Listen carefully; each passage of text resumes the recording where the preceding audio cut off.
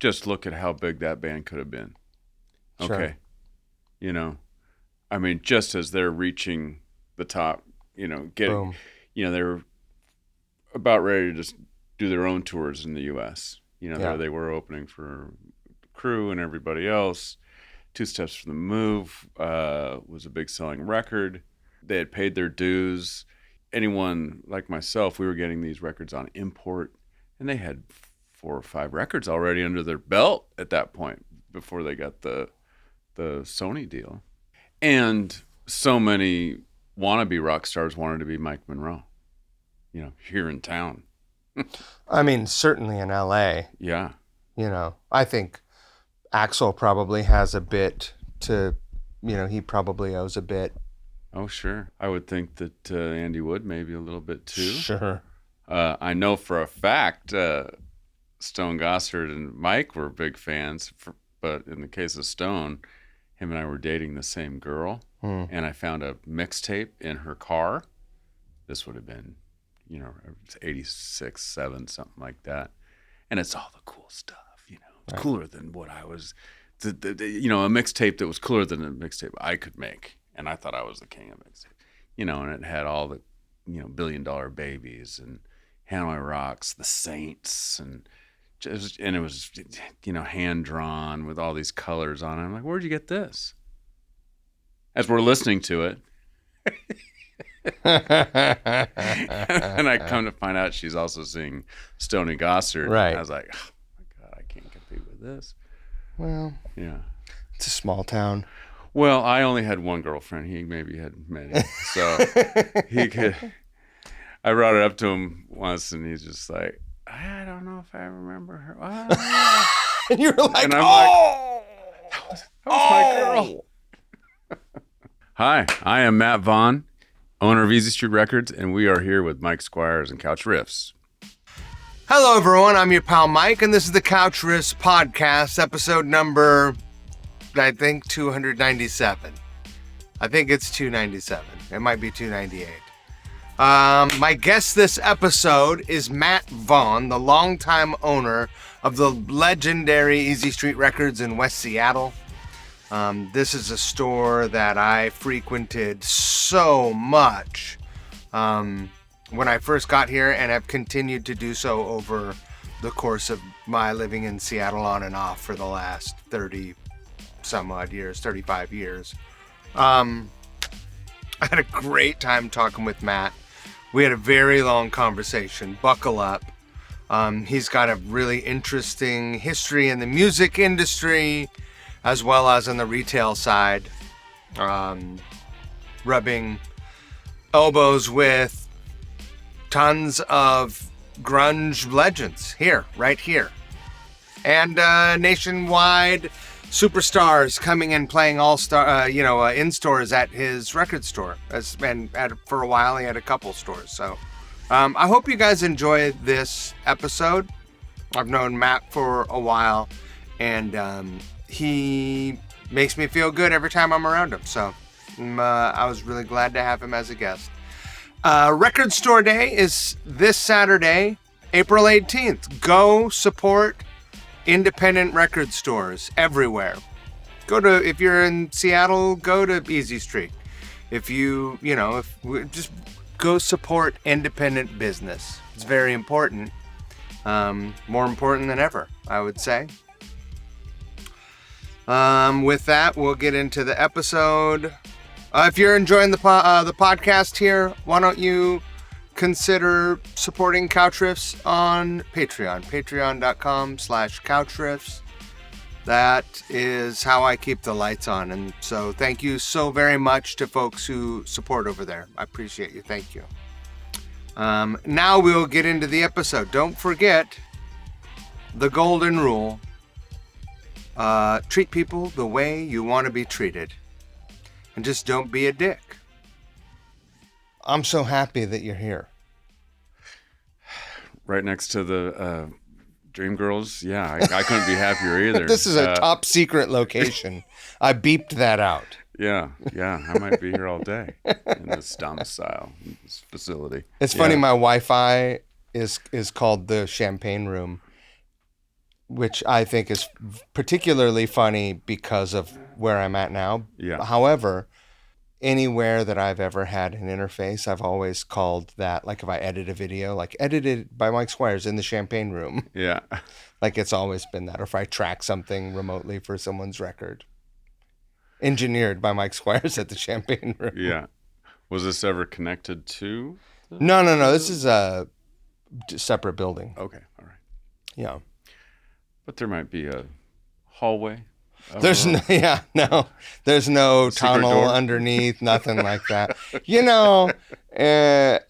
I'll tell you a funny story. One night I was down here late at night and I was recording something, and I heard the craziest sound, and I thought for sure, oh my God, someone is being murdered next door, and I can hear it, and I flipped out, and I could hear it like clear as day, muffled but clear.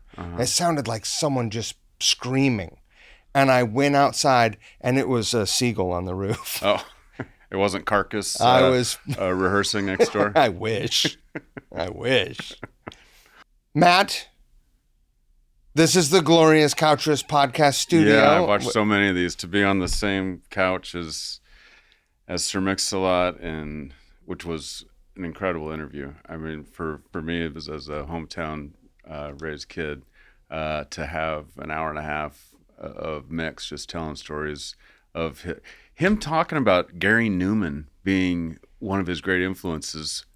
Wasn't that nuts? And all those shows that he opened, I think back on that, Boogie Boys and Houdini, and I mean, he did pay his dues, as an opening act. Granted, he'd only be doing 2 or 3 songs, but getting mentorship from Ice-T and Chuck D and just being a listener, and you don't necessarily find that with stars, and sometimes even rising stars. They think they already got it, and to him every day was a school day.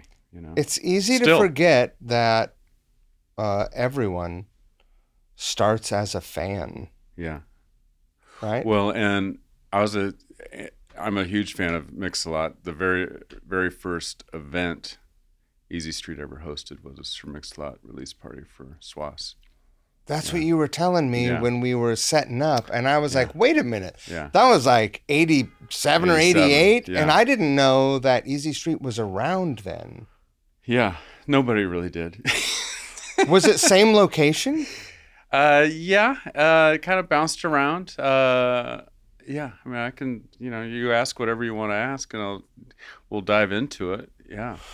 Were you doing anything in music before the record store?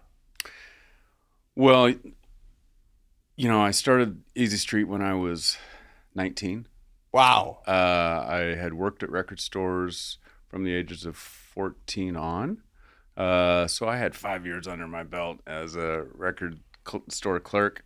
My mother was what you call an independent radio promoter.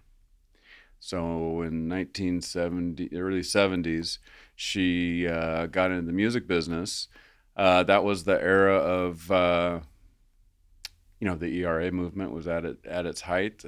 My mom was Jane Fonda, Gloria Steinem, Shirley MacLaine, all wrapped up in one. She was married to my father, who was a Navy man. I was originally born in Everett, Providence Hospital, and there's a small little Navy base there, and he wanted to, be a family man, go in the reserves and try to do the domesticated, nuclear family kind of deal. And his first job, I think, was working at Bon Marché, and he got fired. Then he was an engineer at a paper mill, and he was a military man, and and my mom realized, oh, this is going to be my life. So once she got in the music business and wanted to kind of do her own thing and not be the stay-at-home mom, she became enraptured by the music scene, not only here in Seattle, but around the country, given that being an independent radio promoter means that you're a hired gun as a promoter for various record labels. Sure. And in the 70s, you had Casablanca, Kiss, Donna Summer, MCA, Elton John, The Who, Arista, would have been Barry Manilow, Eric Carmen. Air Supply was on Arista, right? Were they on? Yes. Yeah. Okay, now I know where your roots are. Yeah. Pretty big record. That was a huge record. Yeah. Clive Davis label. I spent a day with Clive Davis when I was 10 years old. But so 70 different labels she worked for. So all kinds of music. Right. And my favorite bands around that time, 8, 9, 10, was Thin Lizzy and The Who. And The Who came to the Seattle Center Coliseum, Keith Moon on drums. And I had the Who by Numbers record. And to this day, it's a top 5 show for me. I mean, even at that age. And it was a ding, okay, I need to be part of this, like my mom is. And rather than my mom having a babysitter come over, she would take my sister and I to all the shows. So I saw the Copacabana Barry Manilow tour. I saw Kiss with her. Right. Did you meet Kiss when you were a kid? I had all their autographs. Yeah, she went back and I could see the tops of their hair. Yeah, because it was behind a curtain. And she went back and got all their autographs for me. Fleetwood Mac, Supertramp, all that, the 70s stuff. And folks eventually get divorced. We become kind of latchkey kids. And, it was a misogynist time in the record business. Sure. There wasn't equal pay. There were no presidents or let alone vice presidents or executive vice presidents. None of that was even happening. So you really had to stake out your own claim. And that's what she did. She started working for various publishing companies. She worked for Tom Bell Publishing, his office was right down the street. Tom Bell is the guy behind Gamble and Huff and Tom Bell. He was the arranger and producer of all of that classic stylistics, Delphonics, Spinners, wow. Teddy Pendergrass, Harold Melvin, and the Blue Notes, all that stuff. He was here in Seattle. Came out to Seattle, fell in love with Seattle, fell in love with Pioneer Square, set up his office, and my mom ran his publishing company. Wow. So that would have been in the mid to late 70s. While she was still doing the independent promotion. What a badass. Yeah. And so, I was inspired by her. I still remember, her claim to fame is she was the first person, man or woman, to ever get Bob Marley on commercial radio. And it happened here with No Woman, No Cry, here in Seattle on KJR radio. Is that right? Which was Pat O'Day's old station, yeah. And then, she was one of those hot moms, right? Stacy's mom. She's got it going on. So, Robert Palmer had taken her out. Michael Pinder from the Moody Blues flew her to the Hollywood Bowl. Like I said, Clive Davis came to the house. I don't know where he was in his sexual orientation at that point yet. So I'll tell you a real quick story about Clive Davis and that. So Arista, I'm 10 years old, and I was a big soccer kid, Capitol Hill soccer, right? Okay. And my mom was starting to get into management a little bit. She was working for a company here locally called Bose Arts Management, and they were handling artists like Bighorn and Ian Matthews, who was in Fairport Convention, or Matthews Southern Comfort, David Surkamp, who had been in Pavlov's Dog, Annie Rose and the Thrillers, a handful of classic 70s artists, like the Cowboys, like the Heats, the Allies. Later in the 80s, right? And they would also do promotion of shows at the Paramount Theater and stuff like that. Work with Albatross Productions, John and Ivy Bauer, And so there was a band called Randall Rosberg that they were working with, Rick Randall and Scott Rosberg. And they were tearing up the club scene here locally. Clive came out, wanted a rock band for his roster on Arista, and loved the demo. It's now a mythical, notorious demo. One day it's going to come out. Very raw, kind of like the Faces, Stonesy, Sticky Fingers era Stones, but with an incredible drummer, incredible harmonies, good-looking band. So for whatever reason, Clive Davis is in the passenger seat with my mom as they're picking me up from soccer practice. And Rick Randall and Scott Rosberg are in the back seat. All right. Okay. They pick me up. I get in the car. And I was a pretty shy kid. Did you know who Clive Davis was? No, No, 10 years old. right. Okay. This is just another record guy hanging around. Yeah. Right. And he's saying they're having the conversation about getting signed, to his label. And he's like, guys, love the demo. The name sucks. You're not Crosby, Stills, Nash, or Young. That's what I remember hearing. Right. You're not Emerson, Lake, or Palmer. You're not even Sonny or Cher. I mean, the list went on. Yeah. And he said, you're Randall Rosberg. Nobody cares. Maybe in this town they do, but nobody cares. And I think they're coming up with some names in the car. And all of a sudden I said, what do you think about that? What about Stryker? Granted, I had just come off the soccer field. And Clive turns around. He's like, that's it, kid. That's it. Is that what they were called? And then Randall and Rosberg look at each other like, will that get us the deal? He says, we got a deal. Are you fucking kidding? Now. That's great. Now. And big record release party at Tower Records, getting tons of airplay on KZOK and KSW. Within a very short period of time, they'd sold 12,000 records just in the Northwest. They were friends with Heart. They were going on tour, I think, with they had a tour lined up with Styx as an opener, and they had a headlining show at the Paramount. Whoa! Yeah, big deal.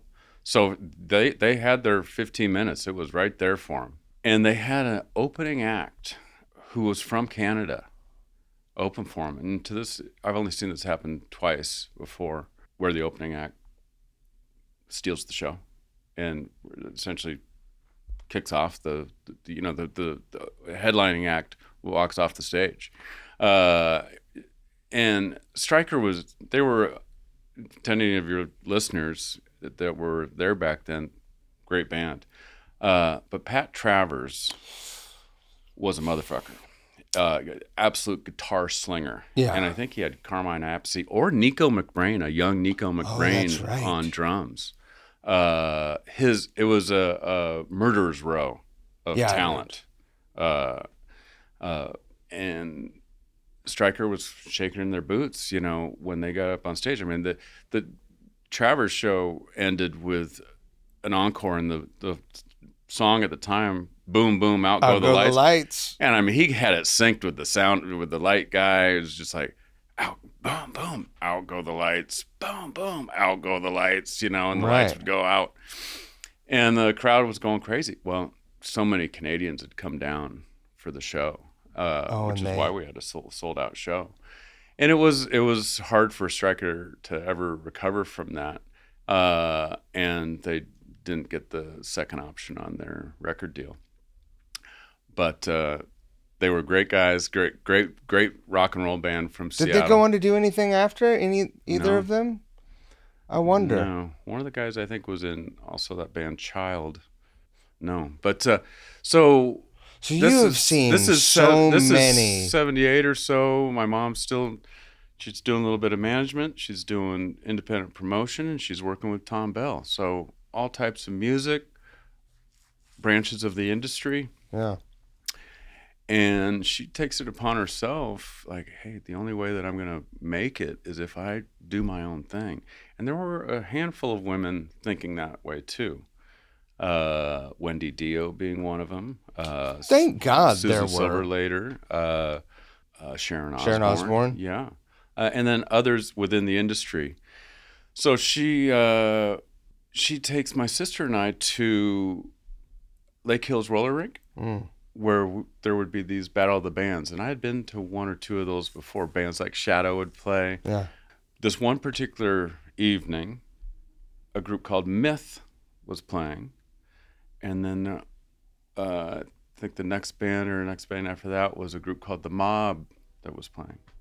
Somehow we get, my mom's holding my sister and I, by the hand, and we're in the parking lot, heavy metal parking lot, right? Yeah. And she somehow gets the singer of Myth to introduce them. They may have known each other already, but the guys that were in The Mob, minus their singer, and said something to the effect of, if we could get you singing with this band, you'd really have something.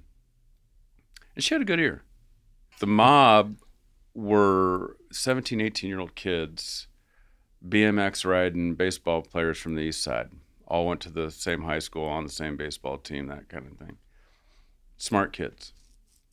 Hone their craft 6-7 hours a day, kind of like my son does now. It's just in the basement, listening to Randy Rhoads and of course Hendrix and everything else, and Michael Schenker, of course. Yes.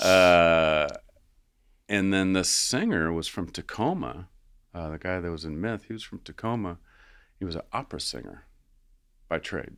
I think his family it was a family of opera singers, and 5-octave range, insane. I think opera singer that headed. Loves heavy metal. They were able to put a demo together. They ended up getting together. They put a demo together. It becomes this 5-song demo.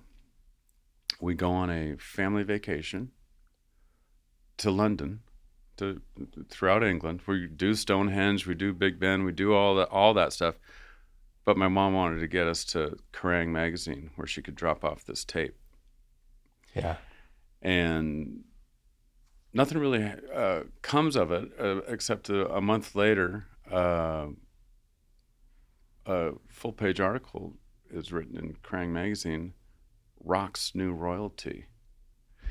And I recall my mom getting a phone call, hey, we love the tape. What's the name of the band? Well, the first song on the tape was called Queen of the Reich. That's Queensryche. Right. Yeah. So gets them a record deal with EMI Records. And their first show was opening for a band called Zebra. And legends. Yeah. Well, Queensryche blew them off the stage that day, here and in Portland. Nobody in town saw what was coming. We all had our number 2 pencils up our butt and all of a sudden Queensryche had a record deal, and their first show, they're playing with a national act and blowing them off the stage. That was their first show as that band. Yeah. Not first show is Queensryche. Yeah. Yeah. Steve Slayton from KSW, Gary Crow, all those guys were huge supporters. And then the next gig, Ronnie James Dio comes knocking, and many people always think Dio is English, right, from Europe, because he's castles Rainbow, and swords and dragons and yeah, sure, of course, yeah, Rainbow, Sabbath, Elf, all of that, and but he was a New York. He was a champion of American artists, especially American singers. We were crusaded by the new wave of British heavy metal. We all loved it, but we didn't really have our own. And Queensryche in many ways became that. And to this day, they're kind of the prog metal pioneers, if you were to ask Maynard from Tool or Dream Theater or sure, or even Jerry Cantrell, it's like, that twin guitar attack was got copied throughout the Northwest. Of course, they're getting it from the Scorps and and Priest and all that too. But the lyrical content was not, Rock You Like a Hurricane. It was, Right. NM156 and New All Regal and, Yeah. Operation Mindcrime. But yeah, that's a quick little story of my mom. That's insane. Yeah.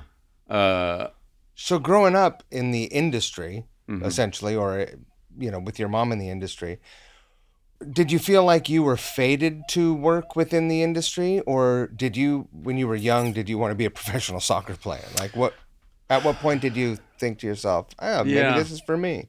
I think a lot of 70s era kids, especially here in Seattle, we had the bus system. I would take the number 7 and the number 43 or the number 48 and the 55 and the 54, and that's how you could get all the way out to Bellevue on the bus, or get out all the way to Roosevelt or West Seattle, Capitol Hill, Madison Park. So I would say that she was always surrounded by husbands and or boyfriends who were in the business. One of her husbands, her second husband, was the general manager of ECM Records, which was Keith Jarrett and all that cool jazz. I shouldn't say cool jazz, but that esoteric, Keith Jarrett, Lyle Mays, and Ornette Coleman. And then she went out with a guy named Rick Kiefer, who was an engineer who I believe he did TKO and a handful of others. I don't know, as far as when the moment was for me, we had a stepdad. Her third marriage, a guy named Kim Harris, he had worked at Campus Music on the Ave. And it was, to any of the Avrats out there listening, during that era and into the 80s and even early 90s, there must have been 10 to 15 record stores. Oh, yeah. Yeah. And he worked at one of them, Vietnam vet. And one day, and he comes knocking on the door with long hair, hefty bags, pouring down rain. And he says, "Is your mom home?" Must have been 11 o'clock. Nobody was up. I answered the door, and he didn't leave for 20 years. And he had a falling out with the owner of Campus, was out of a job. My mom and him knew each other, her being radio, him retail. His buddy Charlie Springer, who was a stagehand, and might even still be, great guy. They bring in all these records, and I'm helping them. 2 loads from the pickup truck, 12,000 records or so. And Whoa. I'm living in the basement. Well, there's the other side of the room where they just stack all these records. And they build some shelves real quick, and he points to me. I don't even know him as a stepfather yet. He might have even been my stepfather, and I didn't even know it yet. And it was my job to put everything away, alphabetize them. Well, I relished in that because, first I loved music. I was curious. Did your mom have a big record collection? I imagine she probably had some. Yeah, I mean, she had lots of promos everywhere. Yeah. I wasn't really sure what music exactly she liked, other than I do remember when a palette of Stevie Wonder songs, "The Key of Life," dropped on the front door. Sure. And she was the one that was going to be handing out all the promos. Maybe 2 hours go by and we still hear the record playing. My sister and I are just playing outside, and we go in and check on my mom. She's playing it again, right? Remember, that's a 4-sided record with a 7-inch. And my sister and I both go in there, and she's in tears. I'm like, Mama, what's the matter? What's the matter? She just says, "I can't believe I get to work this record." And that's a moment for me where physical energy of a record transforms into emotional energy. And that was a significant moment. I still get chills about it because that was, and she got to work that record, which is now, one of the most most Grammy-winning record of all time. That particular record. She knew it the first time she listened to it, and you experienced her immediate reaction she's not listening to it as what's going to be the single. Right. It's wow, this is a body of work. Yeah. Well, people didn't really listen to records that way back then, right? I mean, they listened to records. Right. Yeah. And they made records. Yeah. Yeah. But back to your question, so I put all these records. I'm putting these records away one summer. 12,000 records. I'm alphabetizing them all. And I was a big baseball card kid, and I was that way with my baseball cards. I was that way with my models. Posters on the wall had to be perfect, because I had chaos throughout in my life, bouncing around from one school to another, one boyfriend, mom having another boyfriend, having another dad. I'm protective of my sister, all of that, and so in my life, everything just had to be perfect. So I took it upon myself with these records to get everything organized exactly as it should be. And that's how I discovered David Bowie, Eddie Cochran, Jimmy Reed, Led Zeppelin, The Stooges. I'm going through it all, kind of based on the record covers. And he had a ton of like early rockabilly and early rock and roll, and he used to teach a class at BCC, the history of rock and roll. So he was a wise man, as well as a bit of a wise guy. Didn't have a job, and so he and my mom opened a record shop, which was on Bell Red Road, and that's where the name Easy Street comes from 1980 to 86. So it was short-lived, but it was an influential store. Lots of imports were coming in. He put all his 12,000 records into that store to start it. Queensryche kind of comes out of that, as well as, that's where I first meet Mike McCready and the Friel Brothers, and so many musicians and bands that are coming up. We had what we called the Wall of Death, and it was all metal.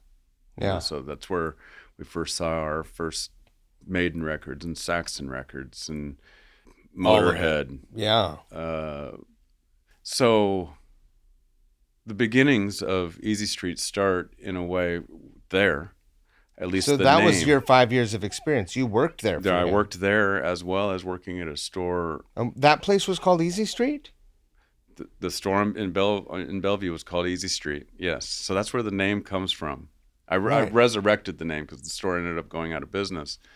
And then I was living on Capitol Hill with the family and everything. Once Queensryche started to take off, all of a sudden the family had some money.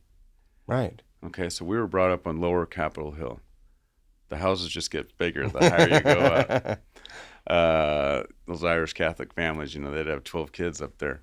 And so I was right between Roanoke Tavern and Seattle Prep High School, right in between. Okay. Not sure which one I graduated from first. But so we, where was I with that? We were... Easy Street? Yeah. He had opened the record store? So we ended up having some money, and wow, okay, the TV show Dallas is on, and all of the, the lifestyles of the rich and famous, and they're starting to think, oh, okay, now we get the big house. So we move all the way out to, I'm a freshman at Seattle Prep at the time. Never would I have thought that I would have gone to that school. That was the school that we'd play kick the can on as kids. But, I had always been a public school kid until when I was 12 years old. I got arrested for something, and Grandma was like, "You're going to the school with the big cross on it across the street." I was sure. Like, what? I didn't even know our father or any of that yet. But so we move to West Seattle on Beach Drive, on the water. All of a sudden, we're one of those families. We're like a rich family. And then they buy a Mercedes, and then they get a boat. And they got a boat. The folks got a boat out on the water. Like, what is happening to this? This is incredible. We're going on family vacations, Right. I'm getting pulled out of high school to go on tour with Queensryche. And so I started working at a store called Penny Lane that was up the street. So I was working at both stores.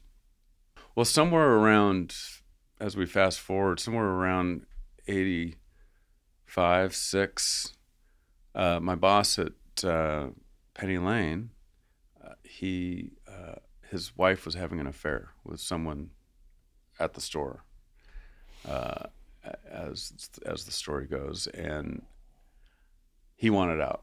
He couldn't even set foot in the store anymore. And I overhear him talking to his friend in the back room. Him and I are closing the store, 9:00, and he says, "I got 2 weeks. I'm going to Crystal Mountain. I got a job waiting for me," which is the job he still does to this day, almost 40 years later. Whoa. He runs the ski school up there. Taught my wife how to ski. Willie McKay, a great mentor to me. And Kim, my stepdad, he was closing his store. Queensryche for him was coming to an end. Queensryche never really did many drugs at all. They were pretty straight-laced, Sure. smart kids, and their parents were very involved in their career. As a matter of fact, the families ran the fan club.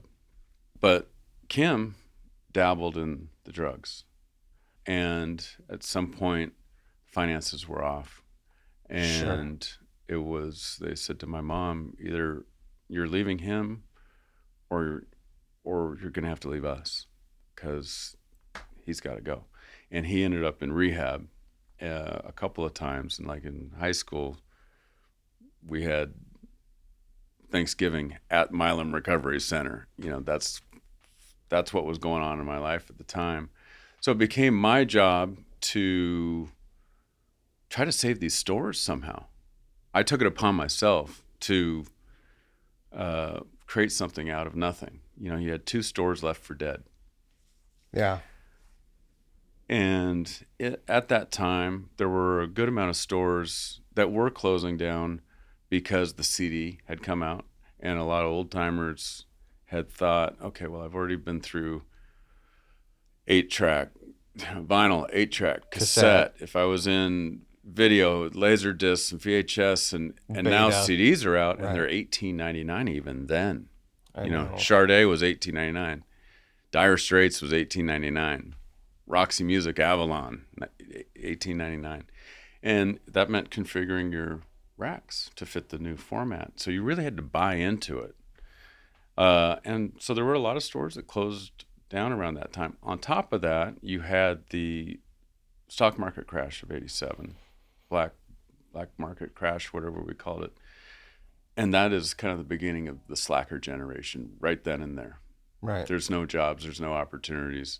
At this point now, I'm a freshman at Seattle University, and I'm trying to save these stores. Penny Lane, everybody had pretty much walked out.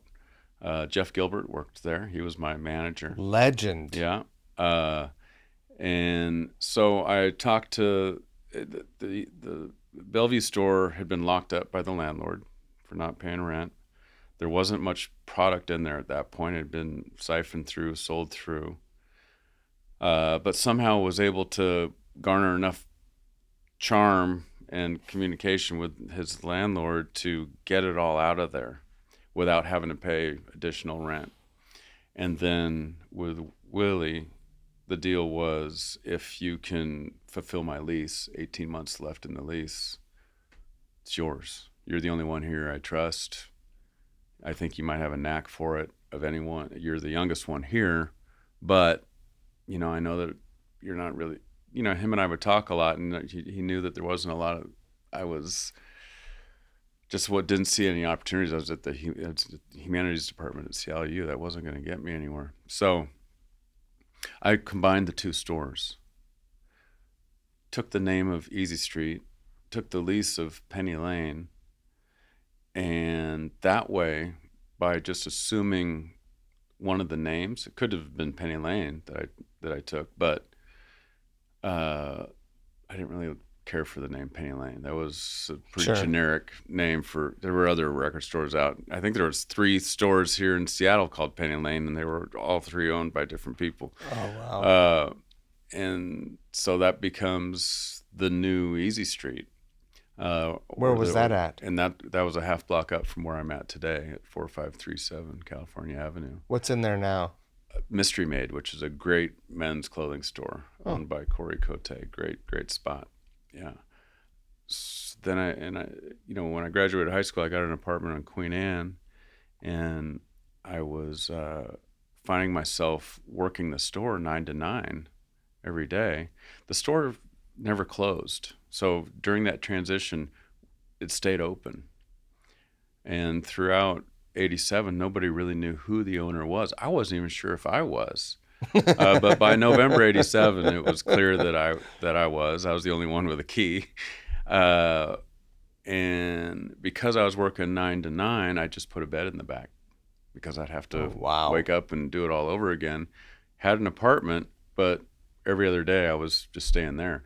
So I fulfilled the lease after a year and a half. So then I end up 1989, move it down to the street to where it is today. And you might think, well, how would you at 20, 21 years old get that location? That's the best location in West Seattle. For real. But at that time, West Seattle was a bit of a ghost town. And I mean, the tumbleweeds were going down the street. Every other storefront was vacant. Our big anchor tenant, JCPenney, which had just left, that took out an entire half block. Right. There were a handful of 5 and dime stores that had gone under. So it wasn't as charming as we see West Seattle now as this kind of progressive Mayberry Street. It might as well have been in Aberdeen. It just wasn't the street and the neighborhood that it is today. And that location I'm at sat vacant for almost a year. And I ended up getting a deal on it because they couldn't rent it out. Was it always the double space, or did you expand into where the cafe is? In late 97 or so, I took over the space next door. Right. It had been called Joe's Grill. I took over the space next door, and it was kind of a social club, kind of like this, for about 2 years. And that's where I hosted the Mudhoney release party, Rocket from the Crypt, Luna came through, a handful of art. This is back legendary when you're just throwing beers around, Wild Wild West, not thinking necessarily of record sales, just we're having a party. It was a rec center. And we had a basketball hoop up, we had speed bags, we'd do these makeshift shows. And then right around 97, 98 or so, I had a roommate for a while in West Seattle, and he was the chef at the Space Needle, back when the Space Needle actually had a restaurant. Right. Do they not have a restaurant in the... I don't think they do. Wow. Yeah. And this town's going to pot. And he said, hey, you remember Joe's Grill's got a hood system. You'd be a fool to get rid of that. You should really consider putting a cafe in here. Just it had already been a Joe's Grill, right? They'd go through 100 pots of coffee a day and sell like 3 sandwiches. It was a blue-haired kind of have your bridge meetings there, But they had this hood system that went all the way up through the roof, and him and I went down to Cannon Beach, bought all the used equipment from a restaurant that had gone under, brought it all back up. Him, me, and his dad specially designed it, and then we started coming up with some recipes, which would be the now famous Johnny Cash Special, the Dolly Parton Stack, the Hank Williams omelet, the Woody Guthrie Farmer's omelet, and all of that. And we had maybe 10 items, and it took a few years, but the cafe eventually took off. But it took a handful of years before it did, just because it seemed kind of weird that in a record store you have a cafe. So then we started doing, took that idea of those Wild West parties and in stores and really made them into real in stores. When I moved to Seattle in January of 93, on payday, I would come to Easy Street and buy CDs. And you're right, West Seattle was weird. Mm-hmm. Super weird. It's still a little weird, right? I don't know who lived there before. Like Boeing workers, a lot of people that worked at Boeing. Yeah, be Todd Shipyard, engineers, but it was from those type of folks living there that created the sound that we now can admire and love and enjoy. And you had Mudhoney there, you had Tad there, you had The Accused there, you had the Prepa brothers from the Sonics there. Joe Bull's studio, which is where Walk Don't Run was recorded, 1959, up by the totem pole at the viewpoint. Wow. You had members of Alice in Chains, and then later, of course, Pearl Jam and so many others. Yeah. So it's a place close to the city, but felt But these suburban. were all post-war homes with basements and garages. That's important for bands. And you'll often find that stevedores and engineers are pretty punk rock in spirit, and are advocates of the arts themselves, or artisans themselves, tinkers, gearheads. So it was acceptable to play loud music on the block in the garage. Great. So when you think of garage rock, West Seattle was a touchstone for a lot of that. No surprise, the founding members of the Sonics still live there. Through the course of switching format because when you open Easy Street, records, and then probably 1989 CDs, 88, 89 CDs, or split? Well, it was mainly cassette for us because there were so many high schools around. Right. And that strip, that California Avenue strip between West Seattle High School all the way to Chief South High School and South Seattle Community College, you had a lot of kids, and different than growing up on Capitol Hill where everyone's taking the bus or riding their skateboard or bike around. These kids out here in West Seattle all had cars. Right. And they tricked out their cars, and it was a thing. Alki. And stereos. Alki Beach. Throw it in the Blaupunkt. Yeah. And Singles. Singles. Yeah, it was CD, yes. But it was still vinyl, and still was vinyl for me. Yeah. And how I was able to crack the seal, if you will, given that retail was dominated at that point by chain stores, the Sam Goody's and Tower, Virgin Music, Warehouse, HMV, the list goes on and Music Land. They were getting better deals. How were this new breed of record retailers? How are they going to do it? And we still had some great ones. So you had Cellophane Square, Peaches, later Beehive, Orpheum on Broadway. I did love that store. Yeah. Fallout. For us, it was, at least for me, it was sell your used records, get your CDs.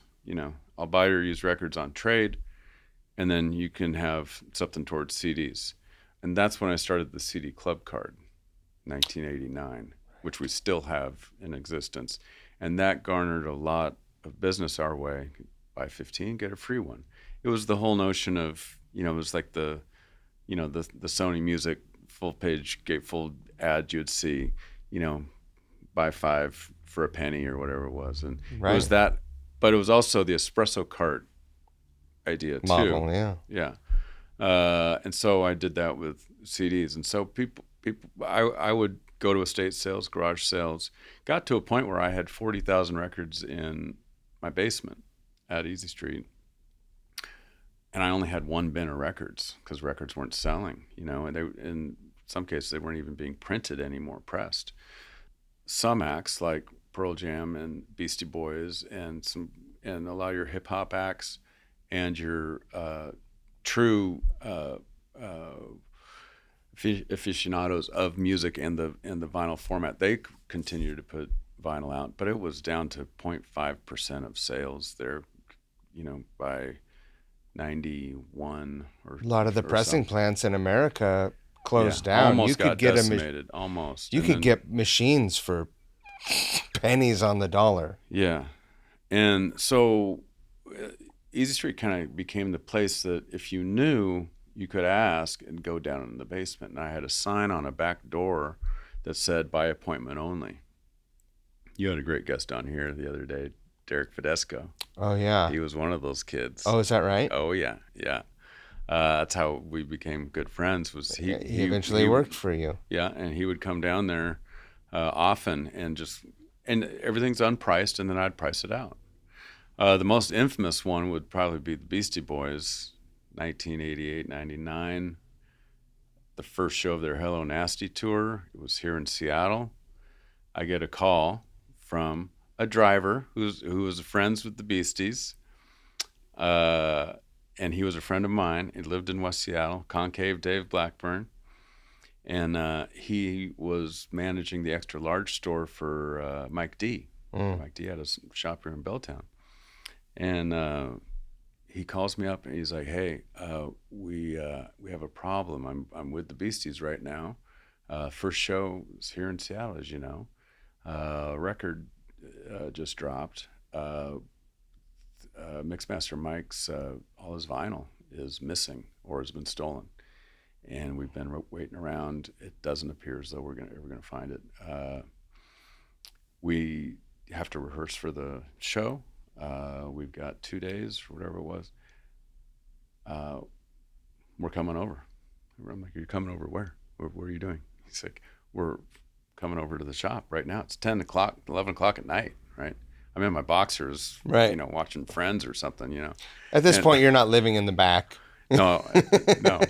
And I get to the shop, and they're already there. I mean, they were already on there. They were already on I-5, I guess, when he called. And they jump out like it's a sabotage video, and Ad Rock's like, "Where's the wax? Where's the wax?"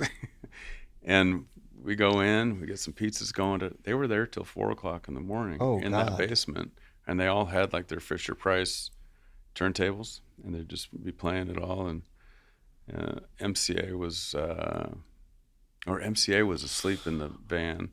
Mike D was buying Jazzercise records and Looney Tunes records and things like that, and Ad Rock was buying rockabilly, and he had good taste, but he wanted a deal. New York style. He wanted a deal. And so we settled on half price and row of tickets for the upcoming show. And what about Mike? Mixmaster Mike? Yeah. Did he get what he needed? Back. Yes. So if anyone remembers that tour, it starts with Rush Tom Sawyer. And so he needed a clean copy of that, which we had. And he used the rest of those records, because everything was analog for him, right, throughout that tours. And so we set him up with 3 boxes. Yeah. Wow. Yeah. And when I opened the Queen Anne store in 2002, the idea was to go all in on vinyl. I was just a believer in the format, and I sensed that Seattle was all about it still.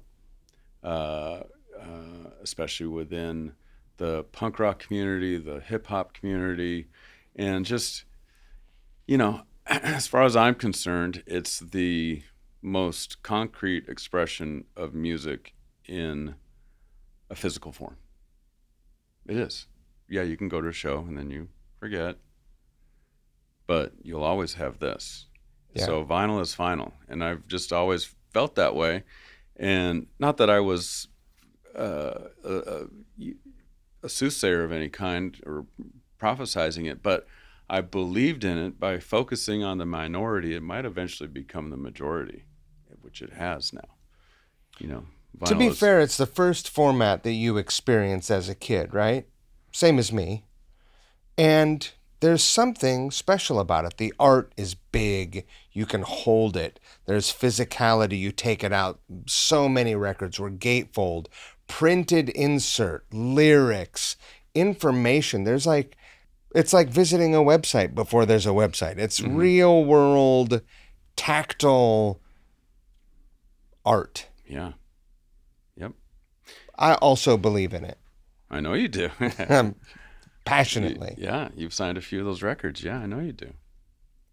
Your Lower Queen Anne location, Loaded played a record store day show there. Yeah. And last year, going through a bunch of stuff, I found a little thumbnail and I was like, what is this? And I found an adapter and I plugged it into my computer, and it's a Pro Tools session of Loaded, the whole thing, and it sounds killer. I want to try to get Duff to put it out. It's great. Well, he put out the record that you're on, Live from Easy Street. I know it. Yeah, that came out on a record store day. Yeah. Yeah, blew through those. Yeah. Was there ever any point where these streaming came along, CD sales were dying, and where you thought like, I got to shift gears? Or were you like, no way, what the hell else am I going to do? Yeah. Well, and that is another reason why I opened up the Queen Anne store was that I thought that it's possible that I might lose the West Seattle store simply because the cafe hadn't taken off yet. I was barely breaking even on that. I saw where Napster and the big box retailers and the MP3 and Amazon going from books to also music now. I was like, wow, the wagon's being circled here. But with the Queen Anne store, I was 29 when I opened that. It had high ceilings and an exterior wall. And so I thought, I can sell that. I mean, we're on First and Mercer, high visibility. If I can sell those 4 mural spaces every 3 months, and I can turn these billboards inside. A buddy of mine and I went and got all these billboards that were under the West Sail Bridge. Heavy. Yeah. We got them all accurately, old billboards. And repurposed them, put them on the wall, and I think I had 9 of them. And so I would sell those for $1,200 a piece, switch those out every 3 to 6 months, and then I was selling the murals for $3,000 to $4,000 a month. So that was paying the rent. Great. Just that would pay the rent. Right.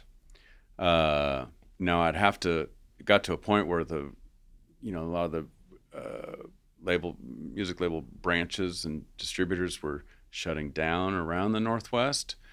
So after a while, sometimes I'd be leaving that mural up for a year, and my rent there at the Queen Anne location at the very beginning was $17,000 a month. $17,000. 2002. So what's a 29-year-old thinking he can afford that kind of rent? You're right underneath the Space Needle. That's pretty bold. Yeah. What I knew though is that Tower had gone to centralized buying. They weren't able to react to local music like I could. Was Tower still there at that point? They were still there, yeah. And there were some other shops, independent shops, but there were some ownership changes and things that happened, and I just kind of felt like it was my time to strike. Plus, I felt that I was living under a legacy of the 2 previous owners that I had worked for in a way. Even though I had moved it, I'd created my own logo and swag and all of this, it still was still there. I wanted to really, do my own thing, my dream store. I can remember being 15 years old at Seattle Prep. We're in religion class. You got the Bible out. Something about draw and state what your dream goal is. And mine was open a record store. I mean, that's what I wanted to do. I didn't want to be an astronaut or doctor or anything like that. As Killer Mike would say, be obsessed with your opportunity. So when I had the opportunity, I I grabbed it and went for it. And a lot of that is kind of that slacker Gen X generation, which is also kind of a desperate generation, in that I don't think you have a Duff McKagan or a Mix-a-Lot or a McCready and Jeff Ament coming all the way from Montana. If it wasn't, I have to do this. I don't have any other choice. Motley Crue, they don't have any other choice but to do this. What are they going to do outside? You have no, look at the way you look. I mean, there's no way. You have to make it. You've got to, you know. I feel like if I had the motivation and, I hesitate to say vision. If I had this motivation at 21 that I do now, strangely, I would fucking own Seattle. I came here and I just didn't, like, you had a vision very young, and that is not that common. Maybe not rare, but not common, right? Part of it is that, you know, I've never lived anywhere else, you know. Born, raised here. I love Seattle. Always have, always will. This is where I'll always be. And brick and mortar retail, coffee shops, all these safe spaces, rec centers. I love that. You know, how that is, especially for young people, it can be your identifier, and mentorship, and like-minded people you become friends with. You know, it's you know, like having your own basketball team, you know. And so I don't take it for granted. I'm always looking over my shoulder. I walk out the door, try to bring sunshine into the room, and appreciate every day that I have doing what I envisioned I would do. You know, I feel like it shows when you go to the store. I always have that feeling when I walk in there. Yeah. And when I see you know, even you told me a terrible story around Christmas time.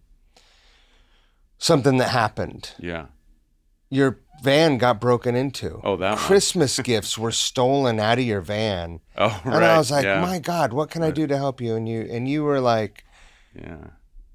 I might have been 2 days before Christmas, and you were like, it's okay, you know, I'll close the shop down and I'll just go take care of it. Like you just had a really positive energy. I would have been fucking steaming. Yeah, well, someone needed all that more than I did.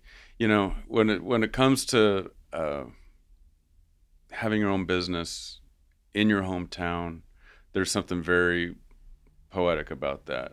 Something very spiritual, you know. And I just you know, especially after going to up and down Capitol Hill, going to elementary school all the way to college here, you know, you have to, when it comes to business, especially a business like mine, you have to learn it. You got to know it. You got to love it. And the biggest one is you have to live it.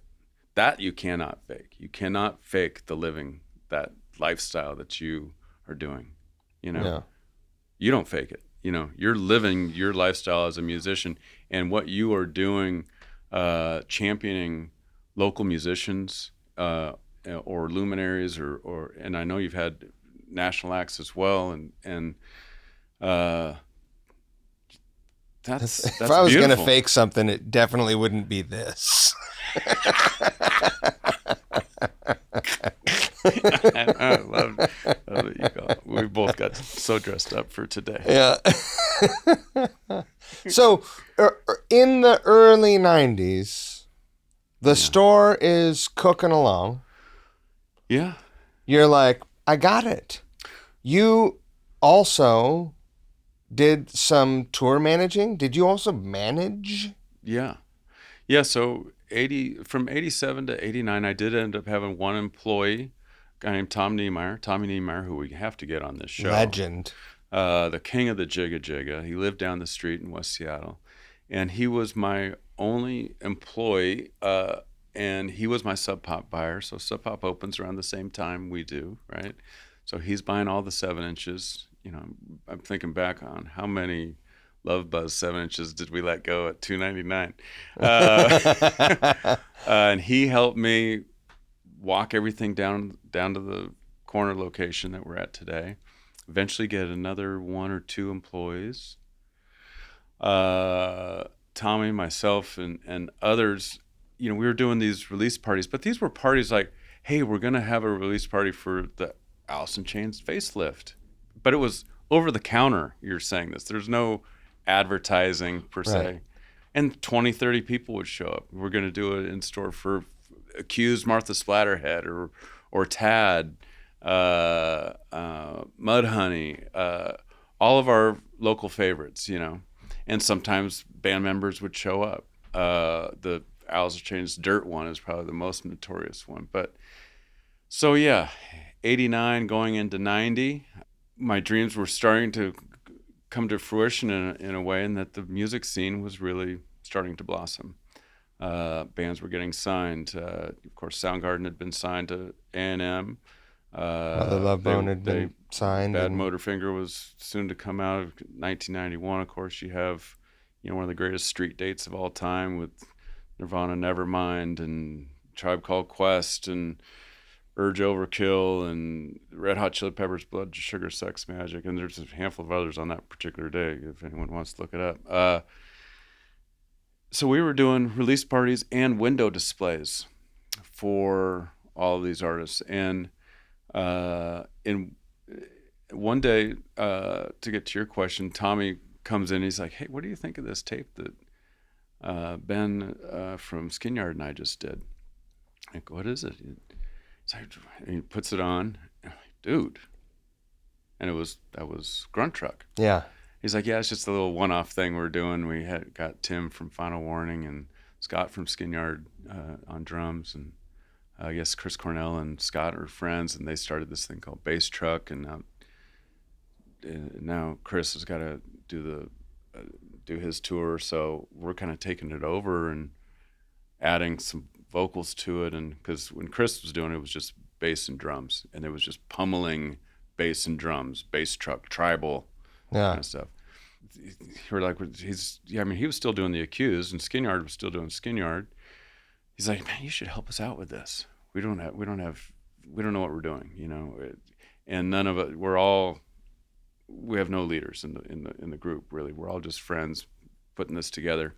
So I called Poneman to see if he wanted to put it out, and he's like, "Well, it sounds like a one-off to me." So it's just a side project. Tough thing to invest in.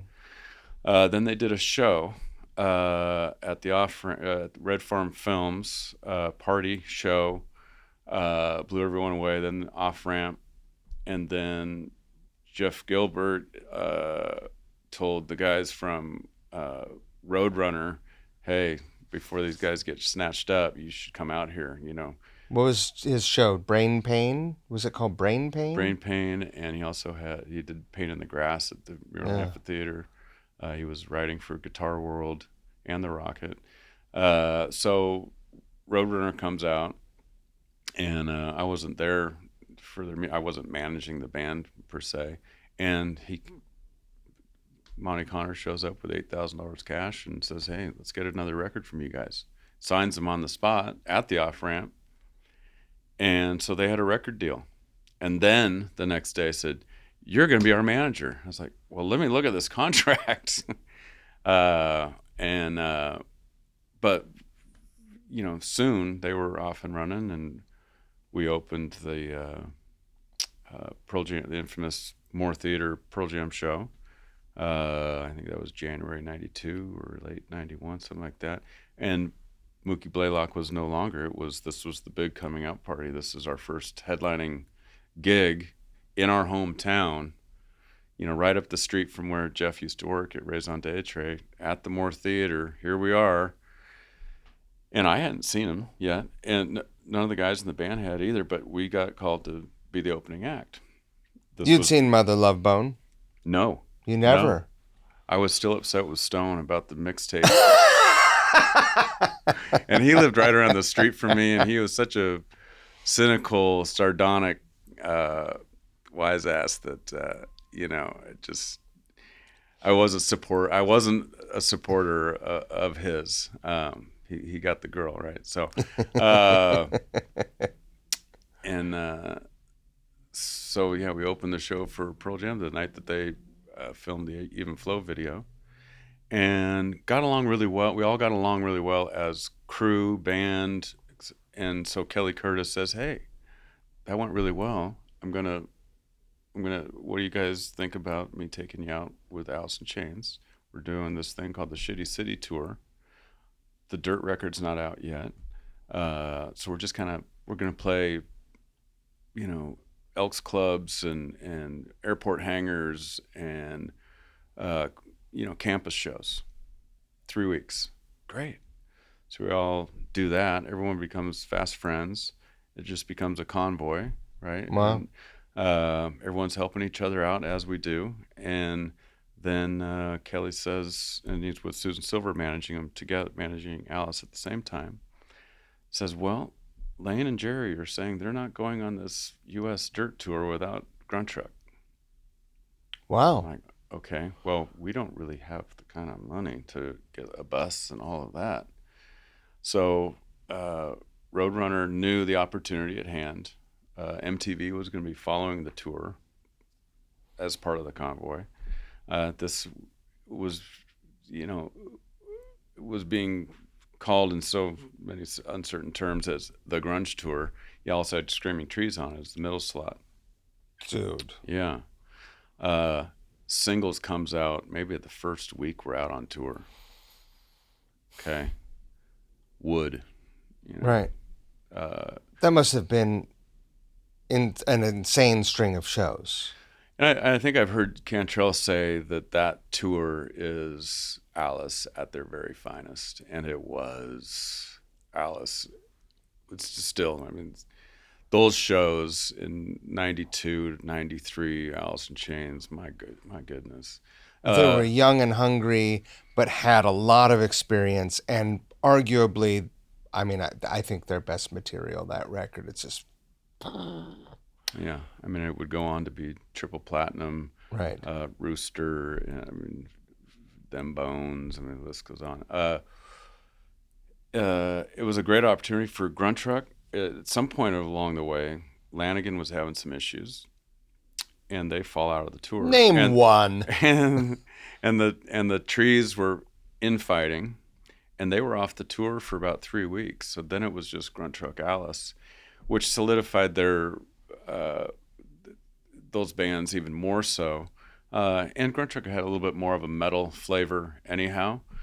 So it was just these one-two punch for the next 5 weeks or so, ending here at the time Key Arena 2 nights right before Christmas, 92 or 93. And the Trees were back by then, right? They came back for those 2 shows, yeah. And in a way, it was the best thing for my guys, Gruntruck, but also not so much. Things did get a little dark there at some point. My guys went from just being beer drinkers to other stuff. I was a homebody. Somewhere along the way, it was in Washington, D.C., I said, I can't be the tour manager of this anymore. Too many young girls around, and it wasn't my scene. It's a lot of responsibility laying on your shoulders also. I was one of the youngest on the tour. I was 23, 24, something like that. I'm tour managing and managing Gruntruck. I'm one of the tour managers of the tour. And the way that Susan and Kelly handled things is that we're all in it together, which was great. It was great collaboration with all crews and band members. But things were starting to change. Eventually, though, we get the Pantera tour, the Vulgar Display tour. Oh, wow. And we do Europe shortly thereafter. Trees and Alice go on to do Europe, which you can read about and sing backwards, Lanigan's book.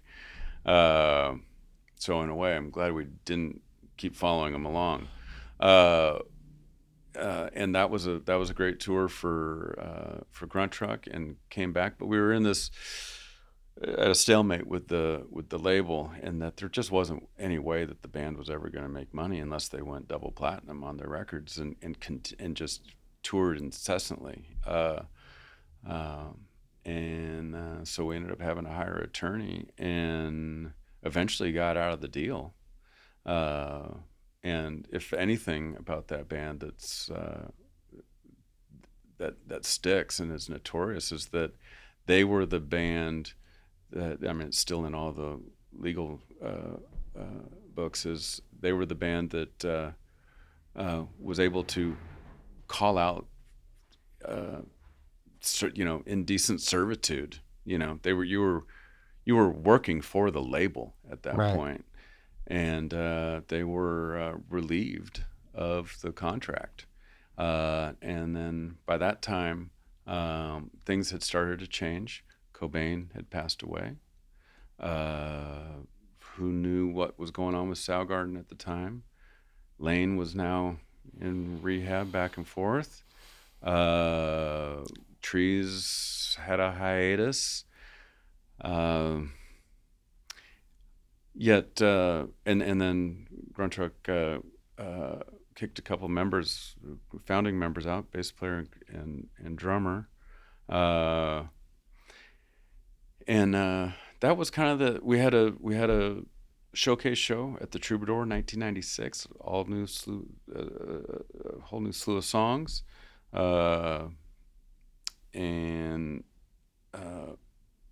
Reprise, Seymour Stein was interested, Mio Vukovic at EMI, and a handful of others, and it just wasn't their night. Yeah, it wasn't Gruntruck's night that night.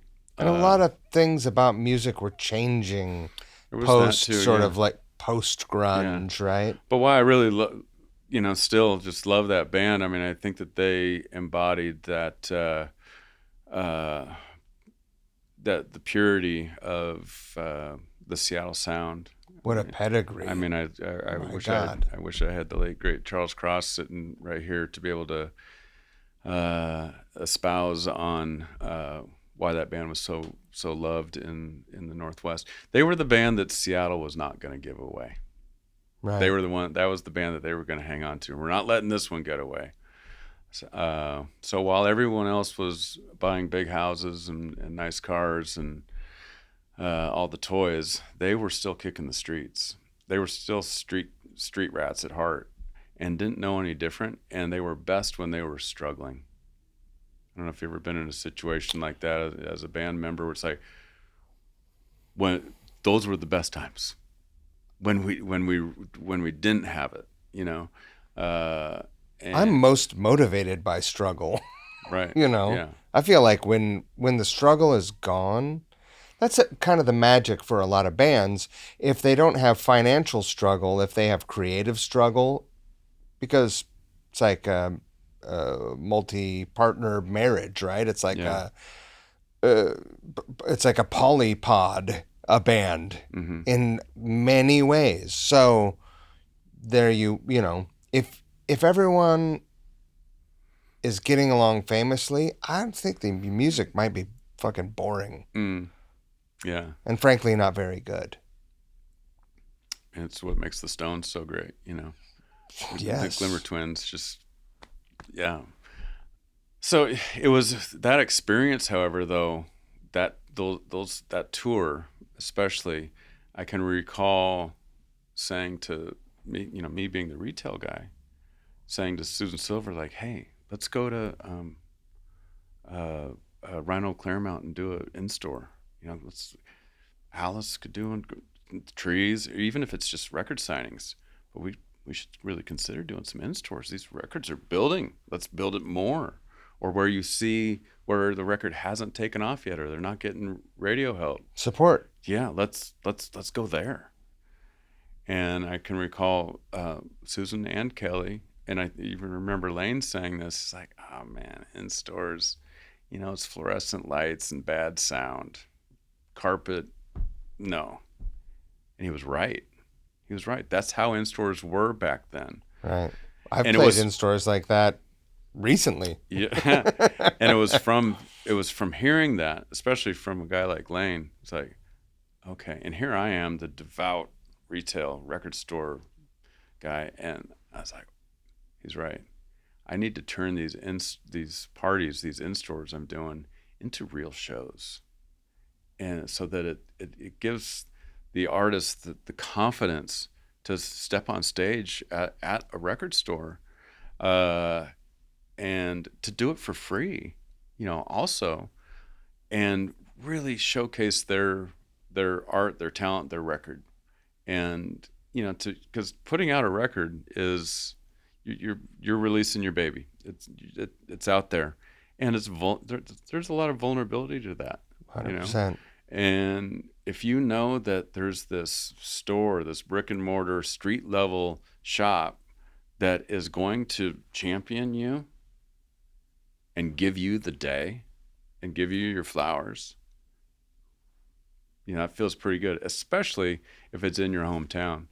Or in the case, I had a band from Belfast, Chalk, who they weren't really getting a lot of breaks in the States yet. They hadn't really even done any shows, but I loved their record and knew a couple of their people working behind the scenes. And you bring them in, you get them breakfast beforehand, and just give them a little tour of Seattle, even if it's just walking around the block, and having a couple of pints, and just, hey, this is where we're at. This is where you're at, and we're here for you. You don't know any of us, but we're here for you. Today is your day. That's a good feeling when you show up in a city and you feel like people want to take care of you. Yeah, and when you see, Empire Records or Spinal Tap, and the in store it's embarrassing, it's Right. mockery, of what I do, but it was from that era that we created this kind of in store. You've had some legendary in stores. Yeah. By not just by from my angle, like. How many times have we had you on stage? Just at least 4 or 5. Oh, I guess twice, I think. Okay. Have I played at the other shop? I played the other spot, and I've only played West Seattle once. Okay. Yeah. But I've seen shows there, Do you have any standout favorites? Yeah. That's the question I get the most. We've had close to 2,500 in stores at this point. When I opened the Queen Anne store, we had 3 back to open that store, which really put Tower and everyone else on notice. Easy Street, We're here. To stay. Yeah.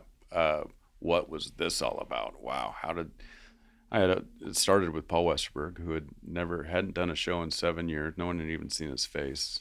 Right. He was putting out a solo record. And that was, for me, really special, given that I'm a huge Replacements fan. And Westberg in particular, his lyrics, I really resonated with, and I saw the influence that he had on so many of our local musicians here. And then his just mannerisms there that day. We get there, he shows up, and he's like, he's on the stage. We just built the stage. He's like, do you have a couch? I'm like, yeah, no, we don't have a couch. Aren't you going to be standing up? He's like, man, I wrote these songs on a couch. He said, I haven't played these songs without being on a couch. I'm like, well, no one's really going to be able to see you if you're laying on the couch.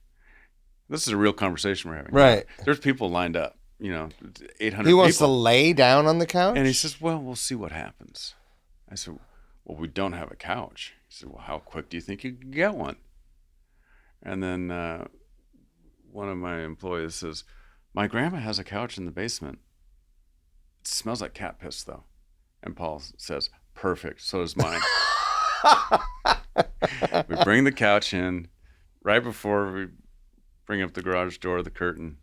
And there he is, just laying on the couch, and he eventually, of course, gets up, and that was great. And then the next one was Elvis Costello, and Oh, I didn't know that. yeah, and then the next one was a guy that I didn't really know who he was, but a friend had said this dude's about ready to blow up, and he's got some local Seattle friends, and sure enough, 1,000 people lined up. It was going to be his record had just dropped that week, and that was Jack Johnson. He shows up barefoot with an acoustic guitar with a rope strap and 500 girls right up front. Right. And then from there, we were off and running. The the one from that particular store that stands out the most for me, I would think it would be Brandi Carlile, though.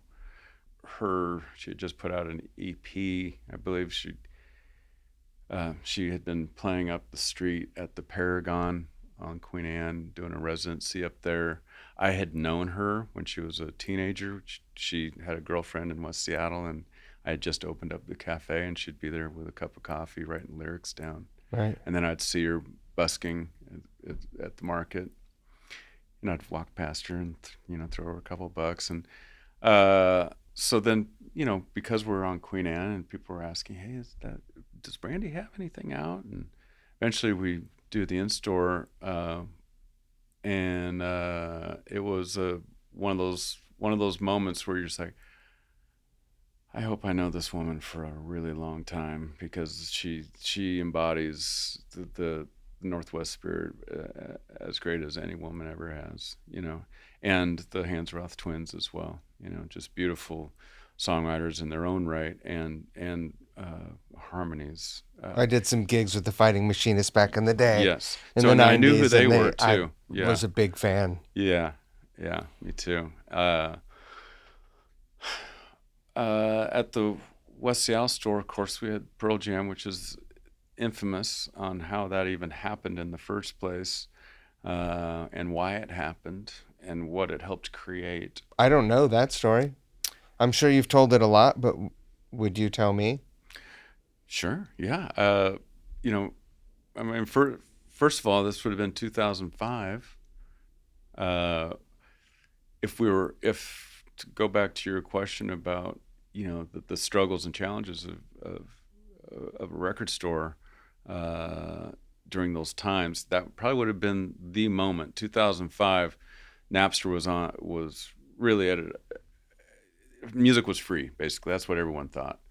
Best Buy was killing us with new releases, especially with pop music, and who doesn't have Amazon stock or have a cousin or someone working in it? In a way, we kind of had to support Amazon, because they were a Seattle company, but they were taking a ton of our business. And there were other e-commerce sites as well. But McCready's in the store at the Queen Anne shop, and he's going on about, hey man, how are things going? I know, I'm hearing about this on freaking 60 Minutes. Are you guys gonna be okay? We're losing all our video stores. I'm hearing about, some of my favorite record shops have been closing down. And we have this conversation, and I said, well, you know what? I'm actually going to be hosting a convention here in Seattle in a couple of months, and we're going to be talking about just that. How do we strategize the future? Do we look for an exit strategy, or do we punch our fist through the dirt? How are we going to do this? And he says, man, I owe so much to record stores, but the band does. He says, I personally said, when Shadow went down to LA, I worked at Aaron's Records to get by. I was going to record stores every day. And I knew that, knowing Mike as a teenager, that he was if I didn't see him in one of the stores I was working at, I would bump into him at Cellophane Square or wherever, Right. So he got it, and he's like, man, I'd just love to say hi to everybody. Even if it's just line everyone up and I can shake their hand, or is there a way I could take everyone out to dinner, buy dinner for everyone? And I'd known him since the high school days, keggers at Cowan Park and all that, and my sister was really good friends with him, and so he gives me his number and says, "Let's talk about some things." And then as he's walking out, he's got a stack of UFO CDs, of course. He says, "I said, the best thing you could probably do is just do an in-store, just perform for everybody." And he stops. He's like, "That would be insane. Can you imagine?" I'm like, "I'm not imagining. No, I see it. I'm envisioning it. This could happen." And he gets this Eddie Haskell kind of grin on his face. He's like, "Okay, this is what we're going to," he's high energy. He's like, "This is what we're going to do. Right. You're going to write a proposal. You're going to send it in. In the meantime, I'm going to talk to all the guys. Something tells me they're all going to want to do this. But Kelly's going to have to show us this proposal because we have band meetings all the time. And if it comes through, he's got to, we're a democracy." And so sure enough, Kelly calls me up and he says, "I don't know what this is all about, man. This is crazy, but I brought this, I read your letter to the guys, and never have they all stood up fast enough and said yes." Well, of course they were all in on it, Right. But how amazing. So originally it was going to be at the Queen Anne store, and it was going to be during this Sims convention, Coalition of Independent Music Stores, 10-year anniversary that I was hosting. So all these record nerds from all over the world were going to be here, about 150, 200 of them. And we were going to do it at the Queen Anne shop, and their security comes through, and they have to be real serious about their security. They've been through some things, and some tragic things. And they're like, "Man, this is just too exposed, man. First and Mercer under the Space Needle, dude. I don't know." Right. There's not a great exit strategy there. Yeah, this is Altamont. I mean, we're not. I don't know. And so Kelly says, "Hey, let me talk to you. We'll meet at your cafe. Let's have breakfast." And he's given me the, "Sorry, but we're gonna have to do this. We're just gonna have to do a dinner or something. We can't, for security reasons, we just can't do it." At that moment, I don't know who tipped him off, but Eddie walks in, and he's over by the Sonic Youth section. Kelly and I are having breakfast, and Kelly sees him on the corner of his eye. He's like, "Oh my God." He's like, "Oh no, oh no, oh no, no, no, no, no." And I see Eddie, I'm like, "What is going on over here?" And he's playing air guitar. The store's busy, right? He's playing air guitar, doing his thing, right? And he yells over, "Kelly, this'll do just fine." and Kelly's head drops. Ed walks out, doesn't even come say hi, walks out. And he says, "Well, now you know who the boss is." That's what Kelly says. Right. He says, "I don't know how we're going to do this." So sure enough, security comes by a few days later, and without writing it in blood, I gave my word that I wouldn't say a word about this Unannounced. Yeah, and I didn't. Did you have to make any alterations to the setup leading into that performance? I thought we were going to do it where you've performed on the stage area. I thought that's what we were going to do. They're like, "Oh no, no, no, no." Oh, I didn't know it didn't happen there. Yeah, no, we're taking out all the bins. Oh. And it's going to be right there in the store. Like, okay. And then I started thinking, well, I need new bins anyways. Okay. So we put everything in a semi-truck. And sure enough, I did have some carpenters working overnight to create new bins for us. So we were going to trash those. We parked the semi in front of Eddie's house. We follow Eddie to his place, leave the semi there. On the schedule for all of the attendees, we had some great events that I had put together. We had Kings of Leon in store because they were opening for U2 at the time. So they played the Queen Anne store. Yeah. John Doe and Nancy Wilson together. I don't know if that's even ever happened before. Whoa. That was at Chop Suey. Them playing their favorite songs, playing Heart songs, playing X songs. Nancy playing X songs. John playing Heart. Charlie Sexton, guitar slinger extraordinaire, just happened to be in town. My Morning Jacket, first record was out. Sims is based out of Birmingham, Alabama. They were kind of local to that region. Cameron Crowe was using My Morning Jacket music in Elizabethtown, his film. Yeah. So we had Jim James perform at the Northwest Film Forum, Wow. and Cameron Crowe did a Q&A with him afterwards, and we also saw Cameron's film as well. A few other things, but somewhere in there on April 29th, it says, free beer, band will play, original store. That's all it said on the calendar of events. So I did have to tell my two managers what we were planning, a couple weeks in advance. But and they were sworn to secrecy. The staff, half the staff, the same thing. I said, hey, we're gonna move some furniture around, redesign the shop a little bit. Free beer, band's gonna play. Come on by. Well, of course, only half of them showed up. Half of them didn't. Yeah. Yeah.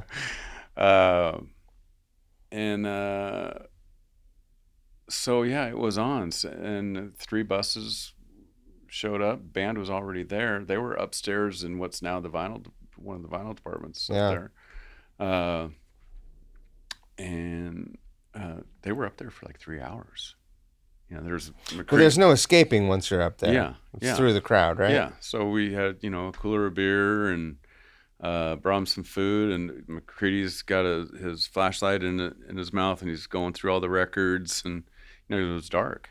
And right. Yeah. And they're just hanging out up there, At one point, Eddie sees me writing some stuff down, and he's like, what are you doing? I'm like, well, I'm supposed to give the introduction, He's like, let me see this. He crosses everything out. And all it says is, will you please welcome Jeff, Stone, Mike, Matt, and Eddie. And that's all he left me. That's all I got to say. I'm like, that's it? He's like, yeah, we'll do all the talking. So I walk up, and sure enough, that's all I say. And then it takes him like 3 minutes to get down the stairs. And then, Ed gets to the mic and says, wow, guys, sorry it took so long to get down the stairs. We really thought Matt had more to say.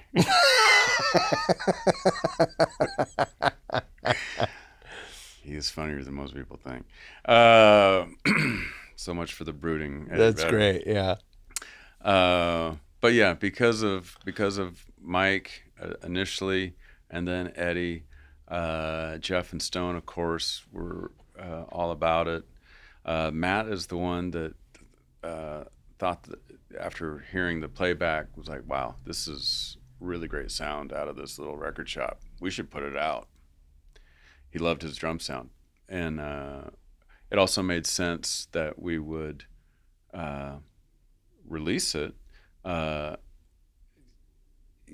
We had, through the coalition of independent music stores, we had just started doing these releases that were just exclusive to independent stores. So we had a Ben Harper release, we had a Weezer release, a handful of others, and they were moderately successful. Where we'd all these stores around the country would sell out in one day. I wasn't part of any of the packaging. They wouldn't let me be part of any of that. The sequencing of how it was their project, but they were going to call it Live at Easy Street. Like, okay, I'll see when I believe it, whatever. Right. Sure enough, they released it on CD, and before it's released, we as a coalition realized this is bigger than anything we've had before.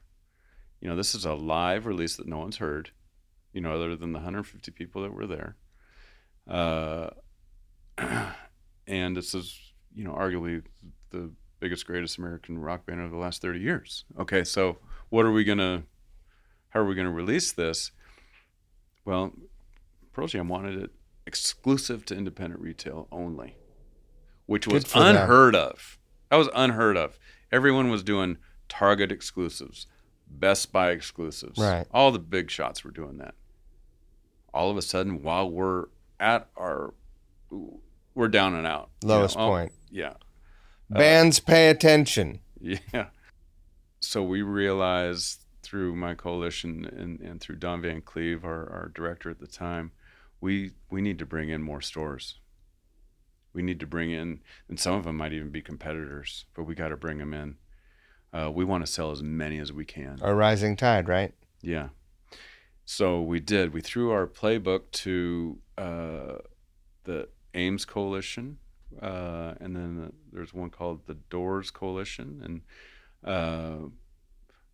and we sold 40,000 copies very quickly, and it was sold out. There's since been second pressings, and then there was a Record Store Day release 5 years ago, and it just, it's considered one of their more infamous shows because it was the smallest show they've ever done, and it was, as far as the set list goes, it was a raucous set and fast, and they're doing Dead Kennedys and Avengers covers, and John Doe was there, played with them. Oh, right. How many recordings have been released from Easy Street? Do you know? How many different performances? Maybe about 10 or so. We have one coming out in 2 weeks. Oh. Brandi Carlile, her 6th or 7th time performing. Wow. But this last record, though, is Returning to Myself is her latest record. She's a bona fide superstar now. 2 nights at Madison Square Garden. Super Bowl. Super Bowl. Super Bowl. That was wild. Yeah. So we have that coming out. So I'll finish just by saying about PJ and that release is that really helped bring all these other stores around the country together for the first time. And not to say that this is what gave the impetus to what we now call Record Store Day, but it was one of the strongest convictions that if a band could have in support of independent retail, and it gave us the confidence that we actually might be able to get through this tidal wave that we're on right now, and there's a chance for survival. If you got Pearl Jam giving you an exclusive title, they're telling us, telling Easy Street, keep going, we need you. And that was that. And 2 years later, Record Store Day was created with all of these stores. Here's a side question before I want to talk a little bit more about Record Store Day. Did you have a relationship, or have you ever known the people at Scarecrow? Because they are the last folks standing in town. I know there's a video store in Portland that's still open, which makes a lot of sense. They probably have beta tapes. I don't even know. But that's the first half of the question. Do you know the Scarecrow folks just from I got to talk to them quite a bit in 2012, early 2013, when Easy Street was being forced out of the Queen Anne location. For people who are listening, Scarecrow is a video store in town, and physical rentals. And Scarecrow was going through their own battles trying to stay there.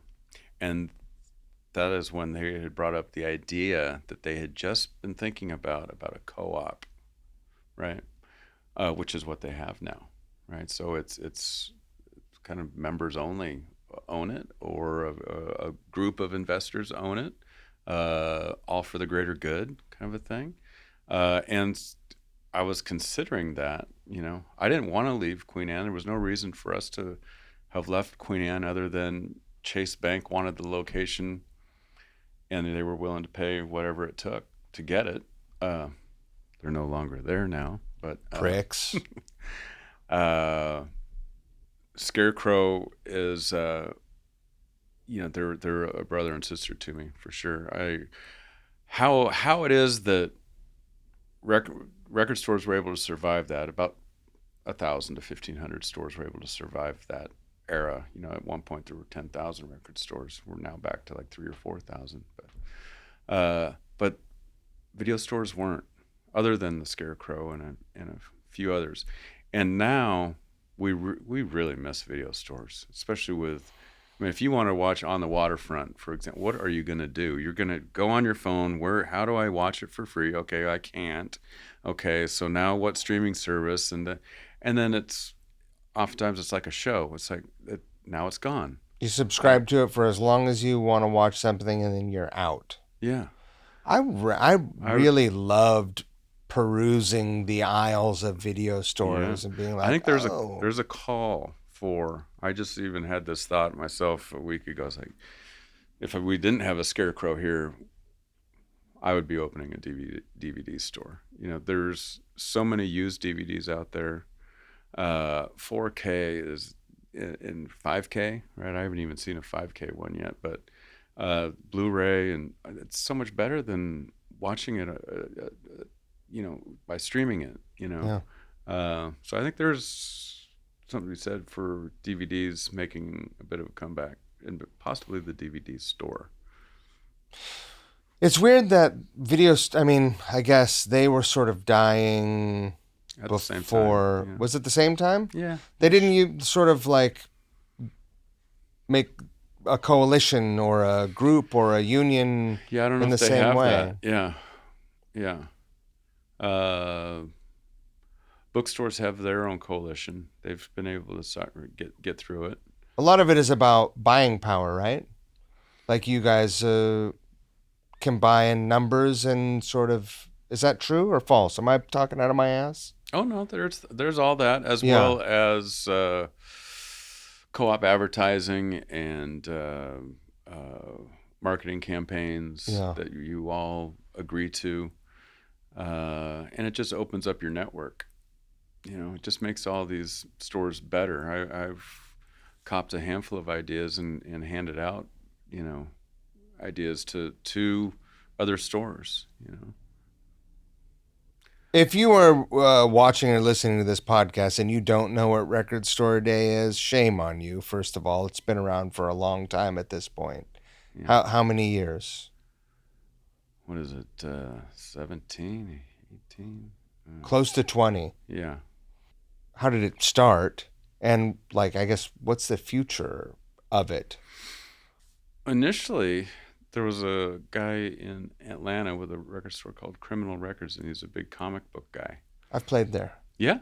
Yeah. Yeah, Eric Levin. And he, I recall him bringing up, God, they have a comic book day where you get this rare comic book. It was just one, for the day or for the year or whatever it might be. And it's just, people line up for it. It's just really cool. And then there was a store, Bull Moose, I think, in the Northeast, that was talking about, how can we as a coalition now, as coalitions, what could we do to stimulate some sales with exclusive content, like this idea that Eric's talking about, but with multiple releases. And then I remember the day that we as a coalition discussed it. And to be honest, I was like, well, this is like flag waving. We're like, surrender, help us. Right. What are people going to start bringing us cupcakes? Like, we're sorry you're going through this. And that first one, I think there was only 12 to 15 releases or something like that. And there was a line around the corner. I was like, what is going on? People really want this stuff.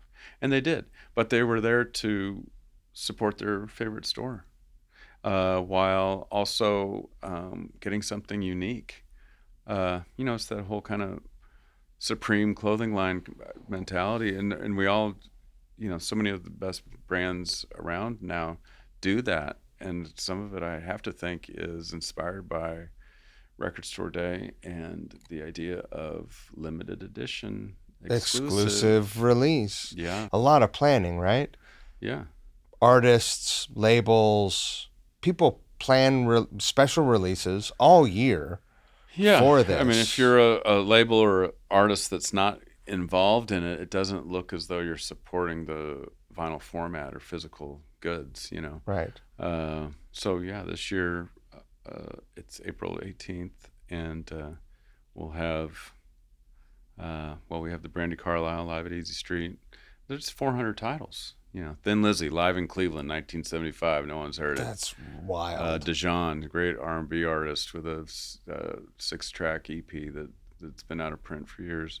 Paramore's first record with, a deluxe edition with unheard tracks, and Charlie XCX, and it goes across all genres. Right. There'll be 7 inches, there'll be 10 inches, full length deluxe editions. There's a Ween box set of unreleased stuff. Yeah. Yeah. We are one of the founding stores of that. I'll be out there handing out free bacon to everyone in line. Right. I'm not exactly sure what the events are that we're going to have yet. Sometimes it happens last minute, but we always do have. But it's coming up. Yeah. Yeah, I got to get working on it. Yeah. Half the product we've already received. Right. People do believe in it, and I'm glad. Yeah. Yeah, it is. It's been identified as one of the biggest catalysts for what helped create this vinyl resurgence and keeping record stores alive is the record store day concept. Well, and for years we had this almost violent relationship with record labels. Record stores did. They didn't need us. We were in their way. And now we do feel like partners, and vinyl is selling better than it has in 40 years. Right. It's the preferred format. What happened to the MP3? And it's also allowed people to get in on it cheap, buying used records. Granted, a lot of used records can be very, very expensive. They go out of print. We've had a few recently, but we'll always have our 3 for $5 bin outside, and the $5 record, the $7 record, and then people just go into garage sales. And young people, even with cassettes, finding out about new music, older music. And really bridging the eras and ages, And I would say it's especially with the younger generations right now. It's like with my son. He comes home and he's got a Slint and a Pavement record. He's also got Geese too, but then when he wants to have a little listening party, him and I, and it's like, okay, you bring one. I bring Doors, Waiting for the Sun. He's like, well, that's cool. So this generation is more open to all genres and all eras. I don't know if mine was so much, and even the one before that, it was like, are you a mod or a rocker? I'm a rocker, right? And a kid can come in and have Iron Maiden, Mastodon, and the Father John Misty. Have you heard that group Fan Club? That's one of my favorite local bands. It's punk band, right? Yeah. Oh, they're great. Yeah.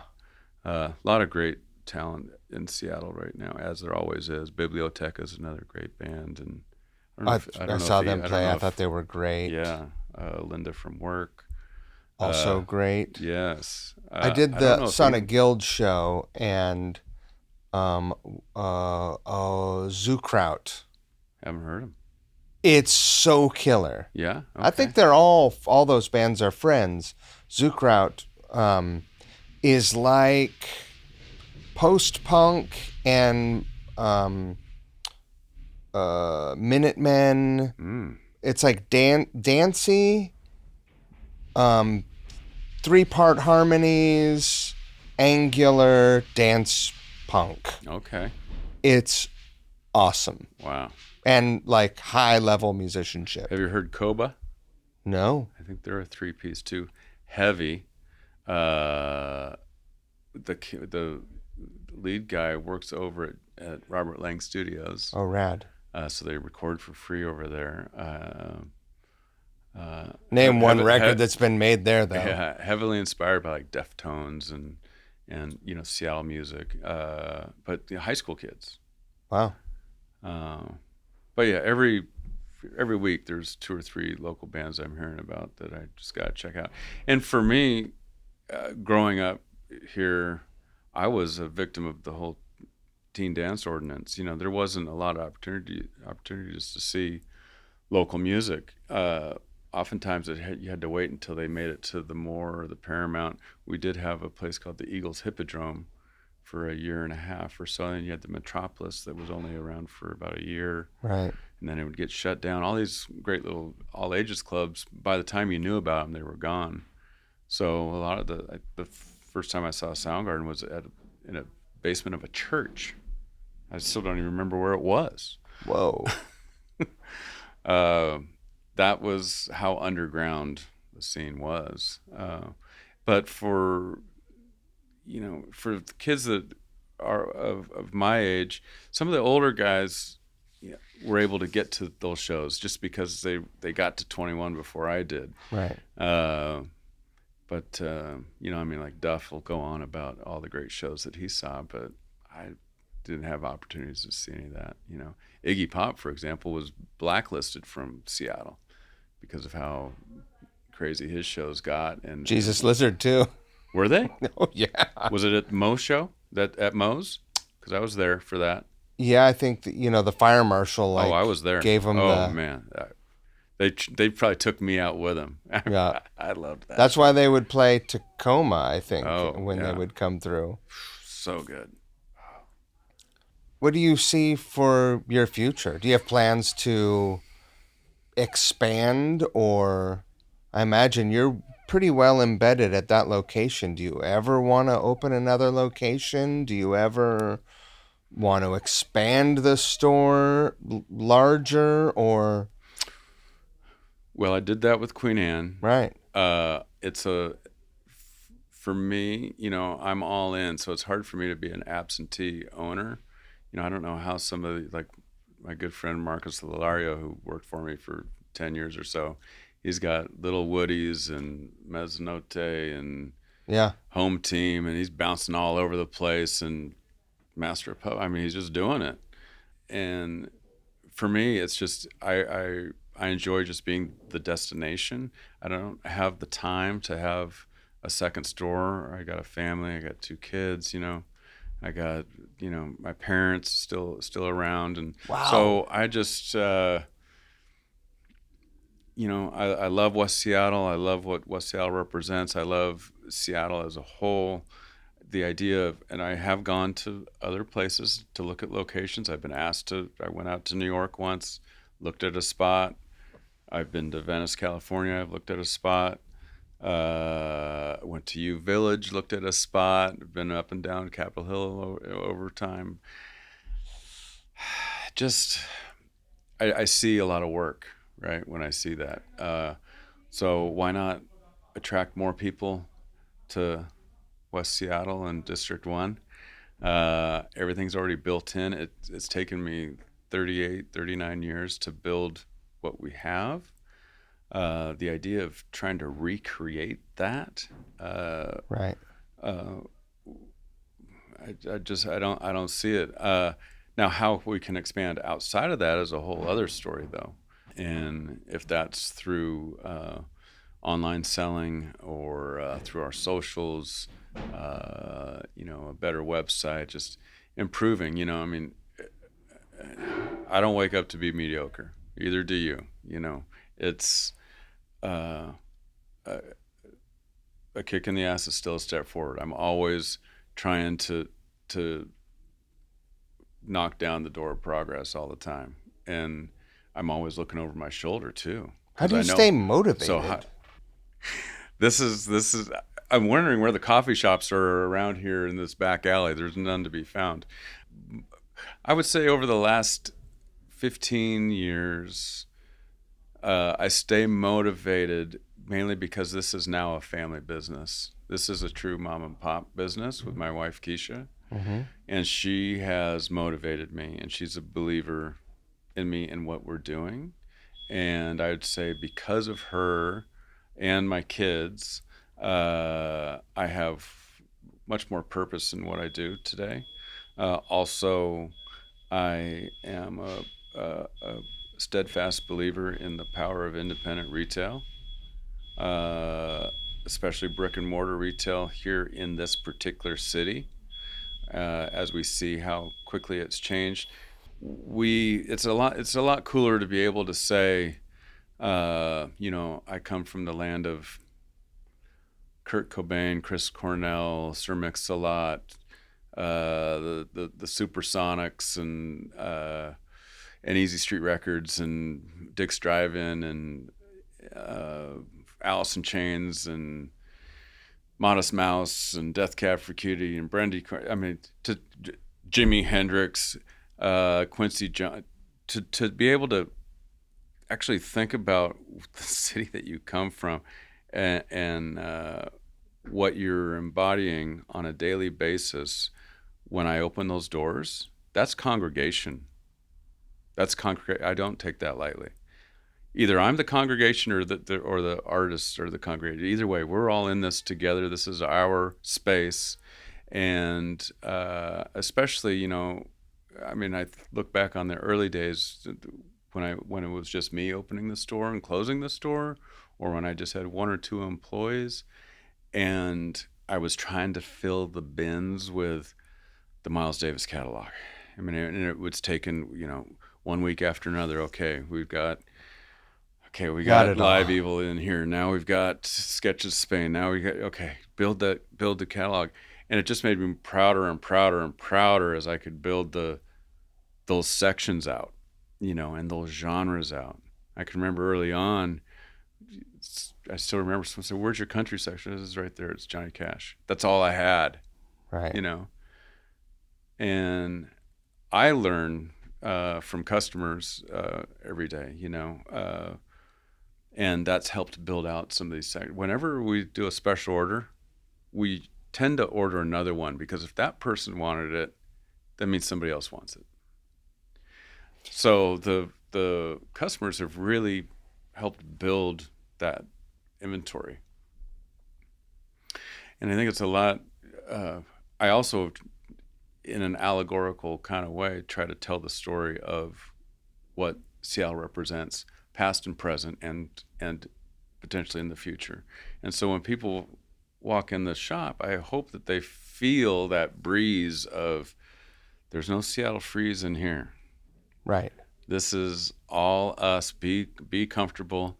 There's no political game going on in here. Be yourself. Yeah, we are representing this city at its finest, and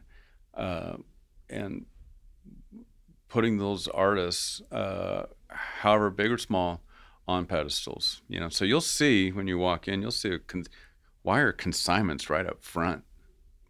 I mean, those don't typically sell all that well, but that's us showing, hey, we're here for the local artists. I gotta get my solo record down there. Yeah, it's not there? I never brought it in. Okay, well, that's on you. I know. Yeah, no, for sure. Yeah. How many employees do you have on staff now? About 40.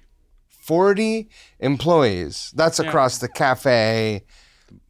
I imagine you have a shipping and receiving area a little admin outside. Staff downstairs. Yeah. And the retail. 40. 42, 3, something like that. I mean, at one point I had 50 when I had the Queen Anne store as well. That's crazy. Yeah. That's a lot for that footprint. Well, you know what? You think about all of the great independent brands that have come out of Seattle, be that Filson, or UPS started just, 6 blocks away from here with two teenagers on bicycles. Is that true? Riding around. Eventually they got motorcycle. Yes. That little water park over by the fire department over there? Yeah. That's the founding of UPS. That was where their headquarters were. It wasn't even headquarters. headquarters. I didn't know UPS was a Northwest company. Yeah, they were in the basement of a saloon. These two high school kids. Wow. Yeah. And they were be on their bikes. I still believe that that's why the bike messenger service was such a big thing here in Seattle It during was the a 90s, thing too. because UPS created that. Yeah. And Filson started right here on the Sure. waterfront, as And they're still those. right across the street. Yeah, as yeah, you're on hallowed ground here. They were the outfitter for all those dreamers that were headed to the Yukon for the gold rush. And then you have Boeing started out on Lake Union out of a boatyard, building seaplanes. uh, I'm still a dreamer, so when I see you know this one little store that we have, which is really pretty small in comparison. I mean, Silver Platters down the street here is probably 5 times the size of mine, and they got Absolutely, three yeah. locations. I'm really kind of the size of a typical record store. Again, we have the cafe too, but there's really not what's different about what we do. I don't really know the answer to that. We're all ordering from the same suppliers. Uh, we all have the same label reps. I do think that your reputation is based on your used product. That's always been my opinion. As a kid growing up in Seattle, what store had the best used product is probably where I'm going first and going more often. And so we change out those used new arrivals daily. And that's why I'm dressed like this today, because I'm doing a record buy after this in the van. And that's why I'm always in the van, because I'm always Right. picking up, doing house calls. I guess what I'm saying is that, if you can't write your idea down on the back of an envelope and be that Filson, Easy Street, I'm throwing myself in there, Fair. UPS, that's probably not a good idea. You know, we still pretty much keep it simple. Our mission statement is the back of an envelope, and our code of conduct is all on one page. Our acknowledgement form and application form, all on one page. Just try to keep it simple, and that's been the benefit to owning Easy Street, working at Easy Street, and I think also for the staff, is that there's no bureaucracy. And that's how we've also been able to react to artists and bands that are up and coming, Sure. especially here in the Northwest, but also all over the world.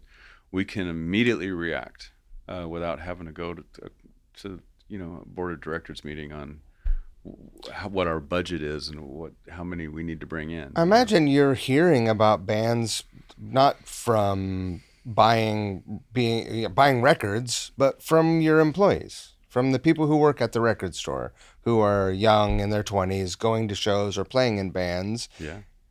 A great leader What needs a to treat. be a great leader needs to be a great follower, and I am following my staff around to shows. And when someone's plays something, and I'm like, hey, what was that? Where'd you hear that? Who's putting this out? Oh, it's not out yet. Let's get more information on that. Oh, you like it? Well, yeah. And everyone knows to tell me about it. We tell managers talk, and they can order whatever they want whenever they want. But this is a naive question.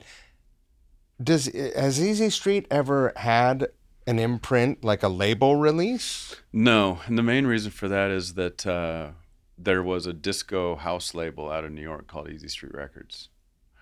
I've talked to the guy. I don't want to, and he still owns the rights to that label. Plus, I'm about collaboration. Sure. And those that have survived and been successful in this city, especially, those are the ones that will sustain and have substance by collaborating. And it's also the roots of what brought this scene as we know it to where it is today. I mean, I still look back on the early Chris Cornell, and I just picture him not even that I even saw this, but I just picture him with his arms around everybody. I mean, he was the king of the jungle, and like get on my back, let's go. We're in the foxhole together, Yeah. and uh, uh, the management companies had that as well, Kelly and Susan, and we have that at Easy Street too. So lots of great partners. I hope I inspire young people not only to be in the music business, but to be in the independent business. And to persist. Yeah. Through thick and thin. Yeah. So, I mean, we have a handful of people that have worked for me that now work at KXP or they work at Sub Pop. Fucking Nabil, yeah. He even has a chapter in his book called Easy Street. Right. Yeah. And being supportive of when they opened Sonic Boom, after working at Easy Street. And now he's running a label or running into labels. The Beggars Group. Yeah. So I just want to always support our young people and those young minds because I was that person. Now you have the excitement of you have a son who is playing music and coming up and is quite good. Yes. I'm glad I was a hack guitar player because I had enough guitars laying around. And I recall one day just he must have only been 8 years old or whatever, and I just put a guitar in his room. I didn't want to be that dad that's like, okay, guitar lessons start. Yeah. And I just put it in there, and then like a year later I heard a dink, da dink, da dink, da dink. And then the next day, da dink, da dink, da dink, da dink, dink, dink. And then it's like, dun, dun, dun, dun, dun, dun. And so, what's happening here? And now you're hearing. And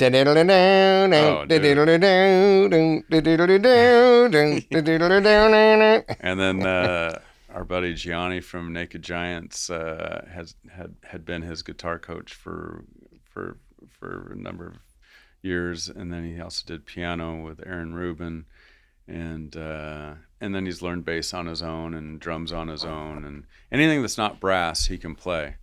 And sometimes, Keish and I were just talking about it yesterday. We had a little dinner party, and Archie's downstairs just playing away, and we don't even realize that this rhythm is going through the house because it's happening all the time. And everyone's like, "Whoa, what's happening? Is that Archie?" Or like, "Yeah." Like, is that always happening? Do you have is it soundproofed or? No, we love it. It's just the home environment. It is. Yeah. That's amazing. TV is off and Archie is playing for the whole house, and we love it. Yeah. And the neighbors love it too. Neighbors aren't all that close to us, so it's okay. But and all his friends are music nerds, and they'll go to they're excited about the new Strokes record, but they're excited about Record Store Day, and they'll follow the Cameron Winter or Geese might be having some kind of show only online, or whether they wake up and make sure they see it live, Right. So he's there, and that's where I was at. I just wasn't the quality musician that he is, although he's very humble. So it's a little more difficult for him to like find a band per se. He's been in bands that were kind of more like studio bands, where these coaches kind of put band members together. Rock school scenario. Yeah. Right. But I think what you ideally want is, like, I don't know if you saw that Red Hot Chili Peppers documentary. I was blown away by it. Wow. I thought it was incredible. I'm not the hugest fan of the band. I like more of a the fan band now than you were. Fuck yeah. Yeah. The fact that they all went to high school together and they weren't necessarily musicians per se at first, other than Hillel. And they all just are friends. Just a bond of love. Yes. And it's pretty incredible. Yeah. Yeah. And so I think that's where he's headed. He's got a good group of friends that are playing music together. Awesome. Yeah. Matt, when is Record Store Day? Record Store Day is April 18th. Mm-hmm. Easy Street will be open at 7 o'clock in the morning. There are 400 releases. I'm really excited about the Dijon EP. I'm excited about the Paramore record. I'm excited about the Brandy Carlisle Live at Easy Street record. I think I already mentioned Thin Lizzy Live 1975 in Cleveland. The Ween box set, of course. I have a list of 20 to 25 that I'm personally very excited about. Yeah. Keepers. Yeah. That's amazing. You said the 18th. 18th, yeah. Free bacon, free coffee. West Seattle. Yeah. We will. Jeff Whitman, who is the photographer for Pearl Jam, he has a book coming out. He'll be signing that book. We'll have that released that day. Awesome. So he'll be there in the cafe. I'm thinking around 3 o'clock.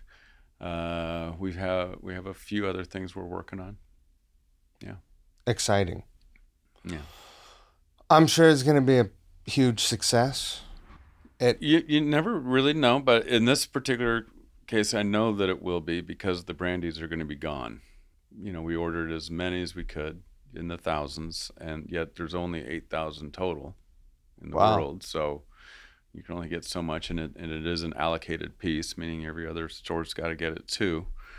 So we'll see what we get, but I would imagine that a third of the crowd in line will be there to get that particular release. Wow. And I've heard it. I did a little test press sesh on it the other day, and yes, it brought a tear to my eye for sure. You realize just what a talent she is, and she's incredible. Going back to our first in store with her in Queen Anne, as I mentioned earlier, to now where she is today, it's been a joy to be part of that ride and have a somewhat significant role in it along the way. Awesome. Yeah. I mean, to this day, the side of the van, right? Well, that is her van. That's her van? Yes. Oh, yeah. I don't know. Did she paint it for you? Hey, check out this van with me on the side. Just a little quick story. I know that you're trying to wrap things up. No, this is great. Okay. Let's go. So you might remember during COVID, we lost 3 record stores during that time. We lost a lot of restaurants. King County was hit hard with COVID, and King County also was one of the first places that it hit first, I think, at a convalescent home here. So we went from 42 employees down to 5. And one day I just said, you know what? I think maybe only 3 days had gone by. Like, you know what? We're firing up the van. I had my original 1990 Econoline van that I had. And we're doing house calls. We're doing deliveries, just like the milkman. Amazing. And so we worked this thing out where I could do about 30 a day. And it really helped us get through. I did close to, I did almost 1,000 or more deliveries. And I said anywhere in King County. So there would be times where I'd be going from Renton to Shoreline to Montlake to West, Arbor Heights or Puyallup even, Maple Valley. Wow. So Maple Valley. Oh. Brandy wants a delivery. Gigaton had just come out. She wanted 3 copies for the Hansroth twins and herself, and I think she had a Patsy Cline record in there and a handful of other things, right? And so I go out there. Tim Hansroth, they all live on the same block, as you might know. She lives essentially on the same street she was born on. So talk about keeping one foot on the farm. Yeah. Tim and Hannah Hansroth are out there with fresh baked cookies.